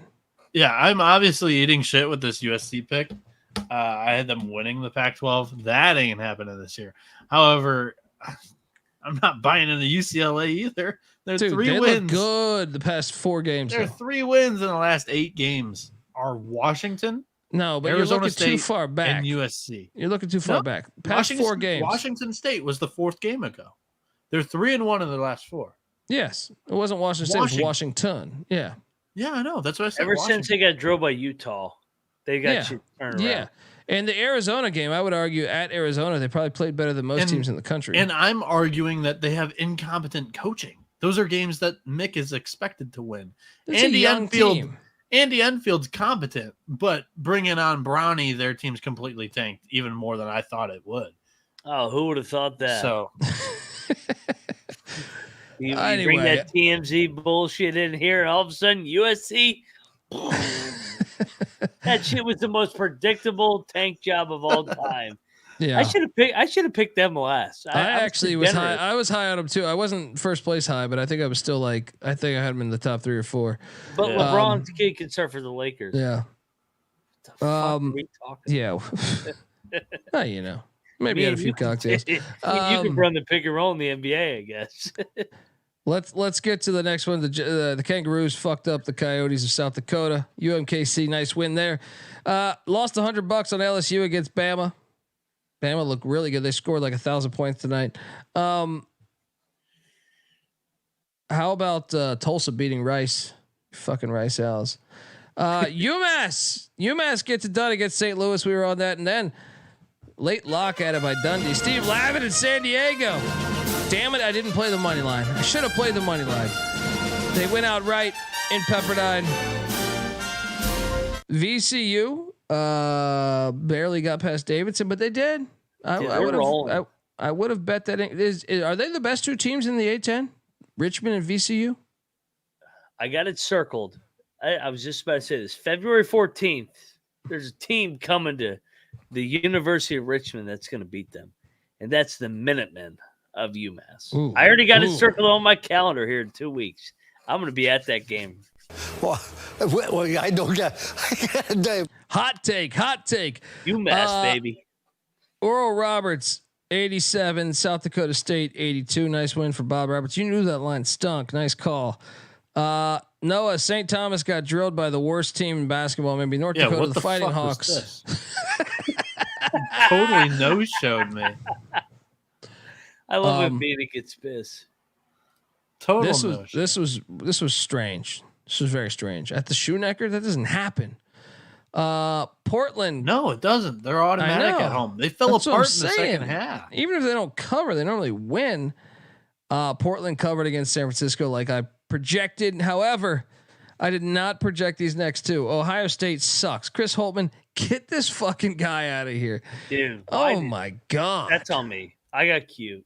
Fuck Ohio State. That fucking they suck in basketball, overrated in football. Fuck that whole university. You can't beat Harbaugh. You just be happy that Harbaugh went to the Chargers. You hire Ross Bjork as your athletic director. You hire Ross Bjork as your athletic director. All right, the guy's been a complete scumbag throughout his fucking career, and you sit there on your high horse. We're Big Ten. We're Big Ten. We never break the rules. They can't beat Harbaugh, but they're already 0-1 against the Michigan's new head coaching hire. You can't really ever say that. They better go back to Dublin and start paying for fucking Urban Meyer's fucking lap dances and after hours. That's tattoos. The only way they're going to turn that shit around. Those Maurice Claret tattoos, man. I mean, who would I hate Ohio State. Who would be on the wish list for Ohio State basketball fans? Thad Matta. But he should say, hey, fuck you. No, Butler's a nice landing spot for him. Like he could turn that thing around and it could be a power. Dude, they spend so much fucking money at Ohio State. Like they are going to get a big name coach. Not as much on basketball, but still, dude, their athletic department is fucking gigantic, man. They could get a lot of coaches. They're too pussy to hire Bob Huggins. Yeah, they are. They should have hired him from Cincinnati, but they said he didn't fit the integrity of their school. That's one of the greatest fucking lies of all time. Is that integrity? That's what I hate about the Big Ten. To be honest, I hate that about the Big Ten. It's like at least the SEC is like, yeah, we do it. Fuck you. You know what I mean? Like the Big Ten, like they try to act like they are some like, oh, we would never break the rules, and it's like, get the fuck out of here. Your best schools break the rules every fucking year, and they've been doing it for fucking 40 years, maybe even longer. We also ate a bag of shit on the Buzzsaw. Shout out to Chris Beard. Huge win today. Huge fucking win today. It's probably the most underrated win of the day. I did not see that coming. No, dude, he can coach, man. He's such a good coach. I know he had all the shit last year and it's solved now, but they're gonna go to the tournament now. I mean, that's an NCAA tournament resume fucking win. And the fucking College Station, great win, Beard, man. Fucking guy's a maniac. And what is happening with Weber State, by the way? Idaho State wins by 10 at Weber. Somebody fucked someone's girlfriend or something. Something's not right. Weber's a disaster all of a sudden. Didn't bet that game, but still something to note. Montana barely got by Sac State. Didn't touch that game. Fullerton drilled Bakersfield. Didn't see that one coming, but didn't touch that game. We did double lock this one. The UNLV Running Rebels against 10 Miles at San Jose State. We cashed. Let's go. And then how about we went back to the well one more time with Mike Hopkins. 98-73. They drilled Utah. Utah's been ass on the road for the most part. Big win for Washington if they want any chance of making the NCAA tournament. St. Mary's Loyola. I know you locked up Kelly LePepe and Loyola. They played hard. Still lost, but played hard. Not even close to what the line was. Finally, St. Mary's didn't win by 1,000 against somebody. Yeah, and then we double locked Northridge. They get it done. Letdown spot for Irvine. Easy handicap. And then Pacific covers for us against Gonzaga, but we do eat a big old bag of shit with the Hawaii Rainbow Warriors on the island. They bother me. Game balls. After 6 hours, game balls. Game balls we're doing here. Ole Miss. First game ball. Fire, Mac. Who's your first? That's only because it was the last game that we talked about. It's like, let me recap 7,000 games. Yeah. Oh, name one. Central Michigan? No. Iowa State. BKU. At Hilton. I mean, that great win. Iowa State game ball. Fuck KU. I like that. I like that. Second game ball. How about those fucking Richmond Spiders? What the fuck is going on? Chris Mooney deserves a fucking somebody give that guy a Congressional Medal of Honor or some shit because he's pulling shit out of his ass. It's fantastic. Who's your second game ball? They're gonna be fucking happy, fucking getting their communion tomorrow at church here in Richmond, Virginia. Fucking here we go, Spiders. They're fucking rolling. Game ball. Let's go, Chris Jans and the Bulldogs, man. That's a great win over Auburn. There's a lot of game balls. That is. Yeah, there's a lot. There's a shit ton of game balls here. Let's just get out of here before anyone questions us. Texas Tech. You won in Norman. Yeah. Let's go. TCU for me. TCU. I mean, what a win. Yeah. Let's go. Folks, we're going to pick games now. Hopefully you stay with us for 2 hours and 47 minutes. But before I do that, before we get to those games that you've been itching to hear, let me tell you, we're brought to you by Cut. Cut is a peer-to-peer social betting platform that's U.S. based and available in 40 different states. P2P social betting is a new and better way to bet. Bet directly against your friends or other users on sports, politics, pop culture, and other events with verifiable outcomes. I wonder what that other events with verifiable outcomes means. Could you bet on like a volcano erupting, perhaps? I don't know. I know they're like, what's they're like, what happens today, like in news and shit like that. Like that interesting kind of stuff. Look, I love Cut. I'm not going to bullshit you. I have the app. I'm on it. I'm making wagers left and right. It's awesome. It's kind of like a social betting network. But I haven't done the verify other events with verifiable outcomes yet. I haven't gone that deep yet. I got to get on board. But you should check out Cut because they're fantastic. And you never got to worry about, sweating people for money because Cut handles the payment side of things. So what are you doing, folks? Head over to cut.com. That's KUTT.com. Use that promo code SGPN for a 10% deposit bonus. We're also brought to you by Hall of Fame Bets. Win bigger by betting smarter this NFL postseason with Hall of Fame Bets, a sports betting analytics platform for parlays, player props, and game lines. Research every NFL, NBA, and soccer bet with historical stats and data. So stop betting in the dark and join over 30,000 users researching with Hall of Fame Bets to craft more intelligent, data-driven parlays. Download the Hall of Fame Bets app or visit HOFBets.com. Use that promo code SGPN to get 50% off your first month today. Start researching, start winning with Hall of Fame Bets. Oh, we're back. And this is a special episode to all those people that say, "Can you do the picks first?" The lazy fucks. How do you like this episode, motherfuckers? Let's go. Wright State's heading to Ooey Pooey, as Patty C says. IUPUI. Wright State's laying 14.5. I think we should lay it. Yeah. God, you're having a hard time with Wright State these days. I know. But I mean, are they going to get up for Ooey Pooey? They're going to destroy them, dude. They've had a tough season this year. I agree. They're going to. I actually think we should lock it. Oh God. No, I'm not locking this. I've been burned enough. I'm not going to have them win by 12 and lose this bet.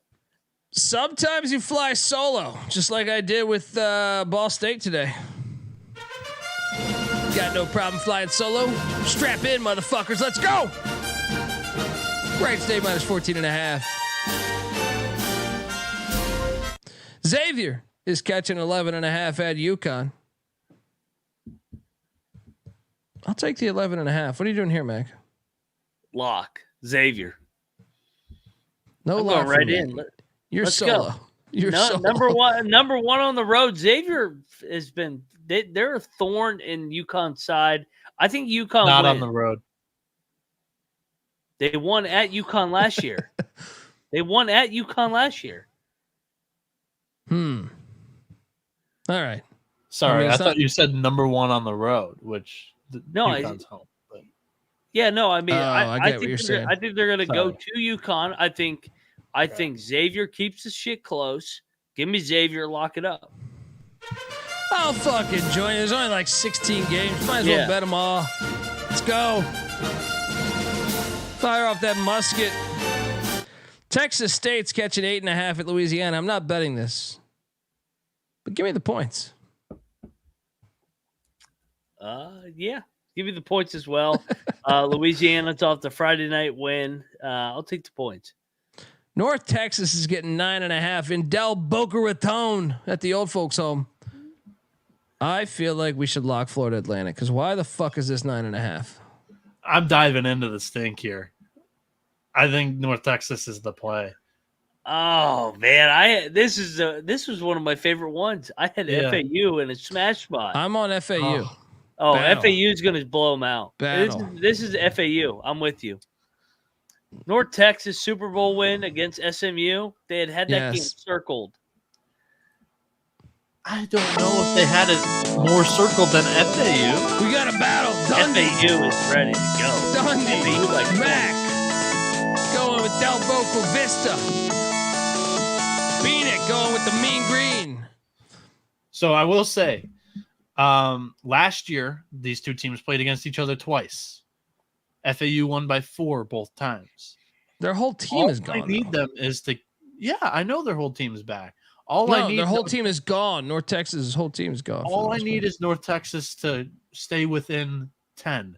I don't think that team actually departed. They promoted from within, and they kept a couple of guys. I mean, they lose Tyler Perry, but they still play the exact same. Guys. This is a very identical North Texas team to the teams of the past under McCaslin. I think they compete. I think it's a low-scoring, single-digit game. Lock up the mean green. This is a lock battle. You already played your music. What's the napkin got it at? The napkin has this dangerously close, +2. So I think we're just getting way too many points. I agree with you guys that it stinks. 22. I'm aware that it stinks, but FAU just hasn't they're gonna blown out teams. They haven't won many of these games by double digits. Their last 3, or you're gonna wake up and be pissed off when you see this score. I don't know. I just feel like FAU's been playing with their food. I'm gonna fade them here. I'm taking the mean green. All right. Purdue heads to Rutgers. Purdue's laying 9.5 at the rack. Oh boy. Should we go? Should we take this 9.5? Sprinkle some on the money line. This is the Rutgers. Didn't they win by like a half-court shot? Ron Harper Jr., I feel like. This is a house of feel horrors. like they've done that 2 years in a row because they've won 2 years in a row. They own Purdue. They do own Purdue in the Just like Xavier owns UConn. But I don't think this Rutgers team is as good as the Scarlet Knights. What, is this triple? No, double lock? Okay. No, Scarlet Knights. You knew Bieniek wouldn't lock. He's not fading his Purdue.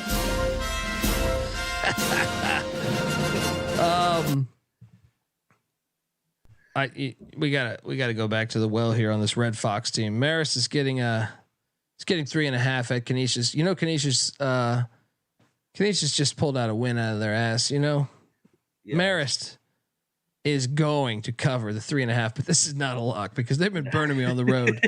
They've been burning me at home. I feel like Maris is a fucking wagon at home. Yeah, give me the Red Fox. What are you doing here? I like the Red Foxes too. Yeah, I was so torn on this game. A lot of conviction. I was I saw this. I was like, oh god, this is a perfect line. Robert Morris is catching 8.5 at Cleveland State. I think Bob Morris we should lock. What'd you say the number was? 8.5. Cleveland State just went to overtime. Now they did lose, but they did lose. I just feel like Bob Morris can keep it within 8.5. And I keep talking about it. I think Bob Morris is better. They've won 4 out of 5 quietly. Nobody's talking about it. Let's lock it, man. Bob Morris, Bob Morris here. Plus 8.5. Let's go.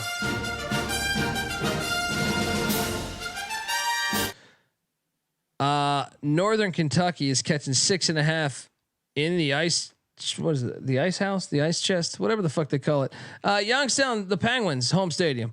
Youngstown State's laying 6.5. I personally think that Northern Kentucky is going to cover this game. Give me the 6.5, but no lock because Youngstown can light up some teams at home. I feel like. Well, remember the first meeting? Youngstown led the entire game, and then Northern Kentucky had a fucking great comeback. I'm going to take Youngstown. I'm going to lay it and lock it. Youngstown, statement win. I think you swayed my pick, but no lock. Moneyline Acto, locking up the Penguins of Youngstown State. Give me them Penguins, baby. Arkansas State's laying 6 at ULM. Who the fuck do you think you are? Going into red hot Monroe, Louisiana. All right. Stan Humphreys. They got a fucking plaque with his name somewhere at that fucking university. What am I missing here? Are they just going to drill them? Why are they a 6-point favorite here? The Warhawks are red fucking hot. There's only a 2-game difference between these two teams as far as wins and losses. They're telling us this should be a blowout. Should we take Ark State then? Yeah, I mean, Monroe just won what? Back-to-back games after starting 0-6. Now they're Ark State's ass on the road though, but all right. Fringe lock Ark State. Maybe. I don't know. They're telling you these Arkansas schools. Arkansas State's going to. No, I'll pick Arkansas State. I'll change my pick to Arkansas State, but I can't bet on these fucking people from Jonesboro. Isn't it a dry county? Isn't it a dry county? Yeah. St. Peter's. A lot of the state of Arkansas is dry, actually. I remember looking it up in like some class of mine in college, actually. Yeah, they're dry with dentists, right? Zing. St. Peter's is at Siena. I love Arkansas. Actually, I've gotten really fucked up in Arkansas before. I've also had some terrible experiences too, though. So maybe I'm on the fence with Arkansas. St. Peter's emotional pick for you here.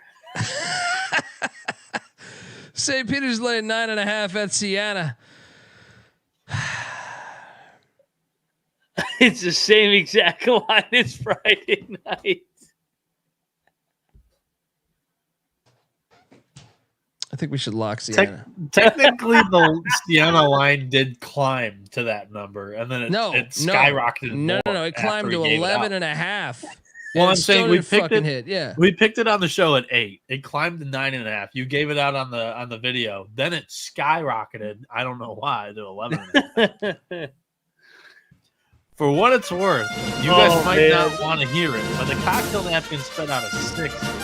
St. Bernard's covering this one. I mean, the St. Bernards, they're doing it. They're doing it. Double down on the fucking St. Bernards. Let's go. You're with me, right? Oh my God. You're going to back out? I was the tough sell, I thought. They're not playing well right now. I'll take Siena. All right, I'll join you. It's been my team. Let's go. God, I hope we're not walking into another one. Manhattan's getting 9.5 at Niagara Falls. This is a lock. Niagara stormed the court on Friday night. Dude, but I mean, look, I'll bet Manhattan again, but I mean, they've really made me eat shit over the past. Aren't they on like a 10-game losing streak? What the fuck are they on right now? They've lost 10 straight. It's a great time to take them. Great time to take them. Jaspers. They're competitive in every game, though. They don't get drilled. Are they? I was just looking at it. About to say, buddy, I had some covered this number. You haven't bet in a while. No, I watched in the last two games. They were beating Canisius at the half. Fairfield, they had the lead with 5 minutes left. They blew that game. They're not a fucking, hey, let's just lay it down like I don't know, Siena. Wagner lost by 12. Niagara beat them by 14 at whatever the fuck. So what are you doing? Are you locking Niagara? Yeah, I will. Oh, yeah, I'm diving into this. Cocktail napkin likes it. I'm gonna lock it here. Just look at this. Quinnipiac beat him by 17. Ryder beat him by 13. St. Peter's beat him by 13. Fairfield by 17. Canisius by 12. That's the last 7 games they haven't covered this. Money line. They're still arguing, even though this music's louder in their voices. But we have Mac Dundee on the Jaspers. Bieniek is on Niagara Falls. Let's fucking go. Let's go. You are done on this one. How about this lock battle in the MAC? Do you want the real lock? You don't fucking battle me in my own league. If you want the real lock, it's right here. Mac, I know you got to be on board with this one. Quinnipiac is 15-4, first place. Oh, let's fade. They're at Fairfield, and Fairfield is laying 2.5. Yes, it's telling you everything. Yes, I'm with you. Lock. I'm tired of Quinnipiac. The fucking Stags. I dropped a little video for this. Check out at the Colby Dant on Twitter and also YouTube Shorts. YouTube. Yeah, good work. Triple lock, right, boys? Yes, sir. Yes. Cocktail napkin got a -7. That's right. Fuck is this theme song here? Let's go. Stags -2.5. Ride, Stags. This is a mortgage bet. Circle jerk. It is. SMU is laying 5.5 at Wichita State. Noah, you're back. Yes, sir. This one's another lock. What are you loving on fucking the Stangs? Yeah, you have to. They're off the loss here. Wichita State really hasn't shown us much at all this year. Ooh. So I'm willing to take SMU. I think their defense is going to travel. They've been pretty good on that side of the ball, reliable there. Cocktail napkin, it likes it a little bit more than I do within -13. But when we're just talking about getting a 2-possession win, I think that's like you're able to do that with SMU here. I'm willing to put some trust in the SMU where I haven't been able to before. I was a doubter on this team early in the preseason, but it's more of a fade on Wichita. This is an interesting game because you have the George Bush blood money against the Koch brothers blood money. Bush seems more into sports. I'm laying the 5.5 with SMU. No lock though, but Bieniek, you're locking this. Yes, sir. Mac, what are you doing here? Wichita has not won since December 16th. They're 0-6 in league play. This is a proud program. Lock battle. Give me the Shockers outright tomorrow. Let's go. Paul Mills isn't proven without Asmus by his side. Let's go. We got another battle. They're not going 0-18. Bieniek. SMU shit out of here. Bieniek and the Mustangs. No, it doesn't. They're coming off the loss. And the Shockers. All right, let's get the fuck out of here. But before we get out of here, you want some free money? Mexico. There's free money. Because the Temple Owls are going into Greenville, North Carolina, and they suck ass. All right. And this is as free money gets. Lay the 6.5. The Pirates win by 21. This Temple Owl bullshit. Still clinging to Bill Cosby, you filthy fucking crooks. All right. You filthy institution. You still play at that fucking NFL stadium. It makes no sense. You got an MLS stadium. You got shit available way within the distance it takes to get to that bullshit stadium. So 7 people go there.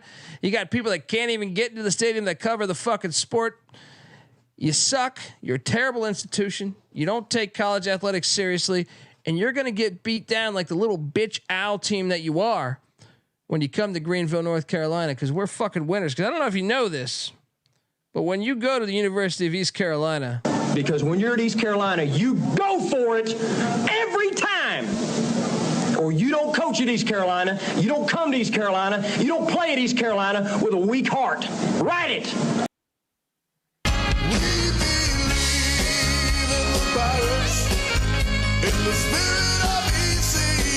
it's free money, Mac. Jump on. Do you like free money? This is like, look, how many people sign up for fucking pyramid schemes all the time? This is not a pyramid scheme. This is a good, honest dollar you can make.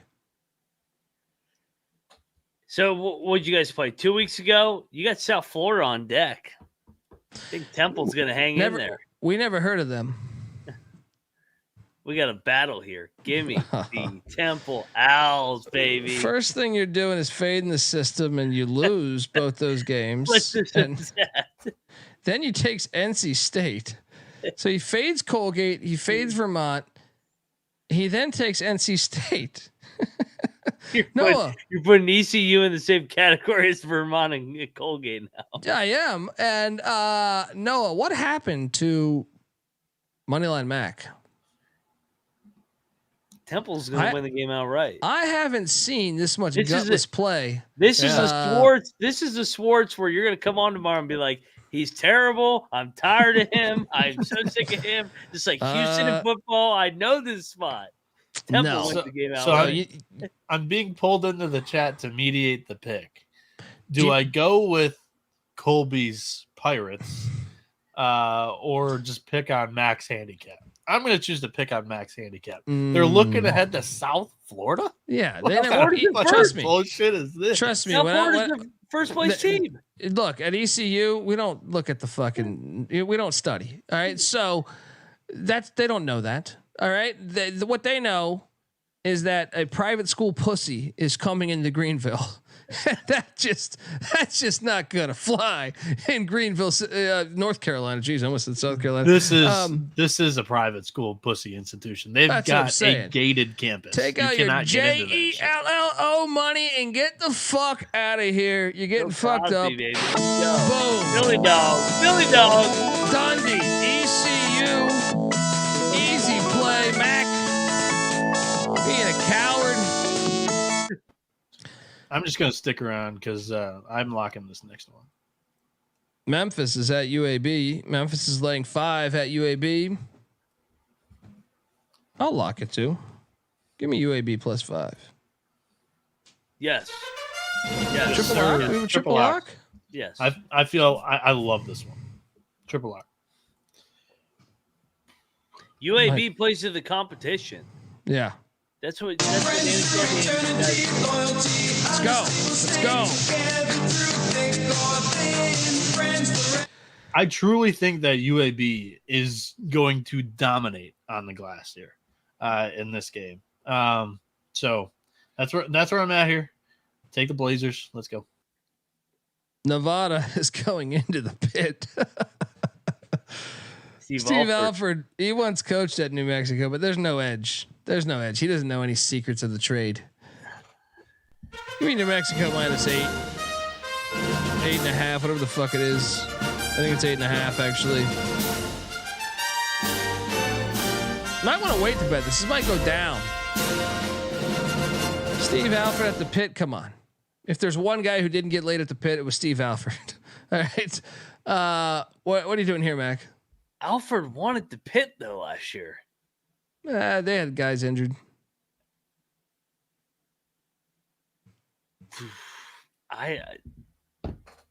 I kind of want to take Alford here.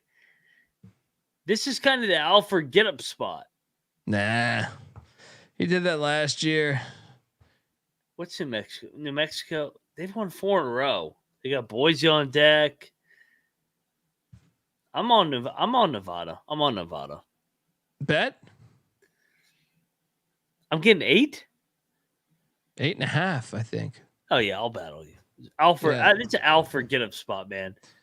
He gets up for these pride games, and then he loses to fucking Wyoming. Like I fucking called it. We got a battle, Dundee. Come on, Nevada. Going with the Lobos. Back. I guess they're both wolves. What the fuck? Going with the wolf pack. Anyway, he's going with the Mexican wolves instead of the American ones. Yeah, I got a Mexican wolf right here. My dog is sitting by me. He's actually chewing on his fucking paw right now. What are you howling at? He's probably like a Russian. Right? No. I got him from the fucking like the shelter. I got him from. I'm just saying he's a husky. He's part husky. He's part husky, but he was roaming Mexico and California, Arizona border. Him and his sister, when they found him, like, dude, I got him on like you could see Mexico 20 feet away. So he's part Mexican. All right. So he's part Russian, part Mexican. He's done all that shit. Perfect He's done all blend. that. He's a German Shepherd he's got in there. He's fucking. So he's all German. conflicted. He's all Part conflicted. Anyway, guys, the best play of the night. I mean, how could you not load up on ECU here? Rutgers. I think it's the Stags and I think it's ECU, but see you at the finish line. North Texas. Sprinkle some on the money line with the mean green. What a wild play. Folks, we just did a 3.5 hour show. I hope I never talk to any of you fuckers again. And appreciate you rocking. We have some real ones in the chat. 275 people. Hit that subscribe button. I promise you, only our Saturday night episodes will be 5 hours long. I'll do 3 hours on the other ones. We appreciate everyone. Even that jackass. What's that guy's name again? Anyway, Mason Swindler. Yeah. Even that jackass. No, Bieniek's rival. I mean, at least we know him by name. That means you're doing something right. Yeah. You know? Yeah. I don't give a shit. Like, he hates the show, but he keeps coming back. Yeah, exactly. And it's like the Howard Stern shit. You know what I mean? It's like, lick my balls. They hate him. Why do they listen to him? Yeah. All right. I've never blocked anybody in my fucking life on any social media platform. Don't plan on starting to do it now. So welcome back, motherfucker. I keep a list of who has me blocked. Really? I don't even do that. But yeah, folks, give Noah Bieniek and his list a follow at NoahB77 _ Moneyline Max on Twitter at Moneyline_Mac. I'm on Twitter at the Colby D. The College Basketball Experience is on Twitter at TCE on SGPN. And thanks for rocking with us. Hope you dig the show. And we'll be back tomorrow. It's going to be a lot of fun. Talking shit. Fuck off. Yeah, that's what I'm saying. This is the fun part. We did this for free for a long time, folks. Go Lions. If you think we really give a shit about, the structure of you guys saying, why can't you pick the games first? No. You gotta earn it. You gotta fucking earn it. Just like anything else decent in life. Everything good in life, you have to fucking earn. Go earn it. Until next time, folks. This is the College Basketball Experience. You better start thinking about yours. And we are out of here.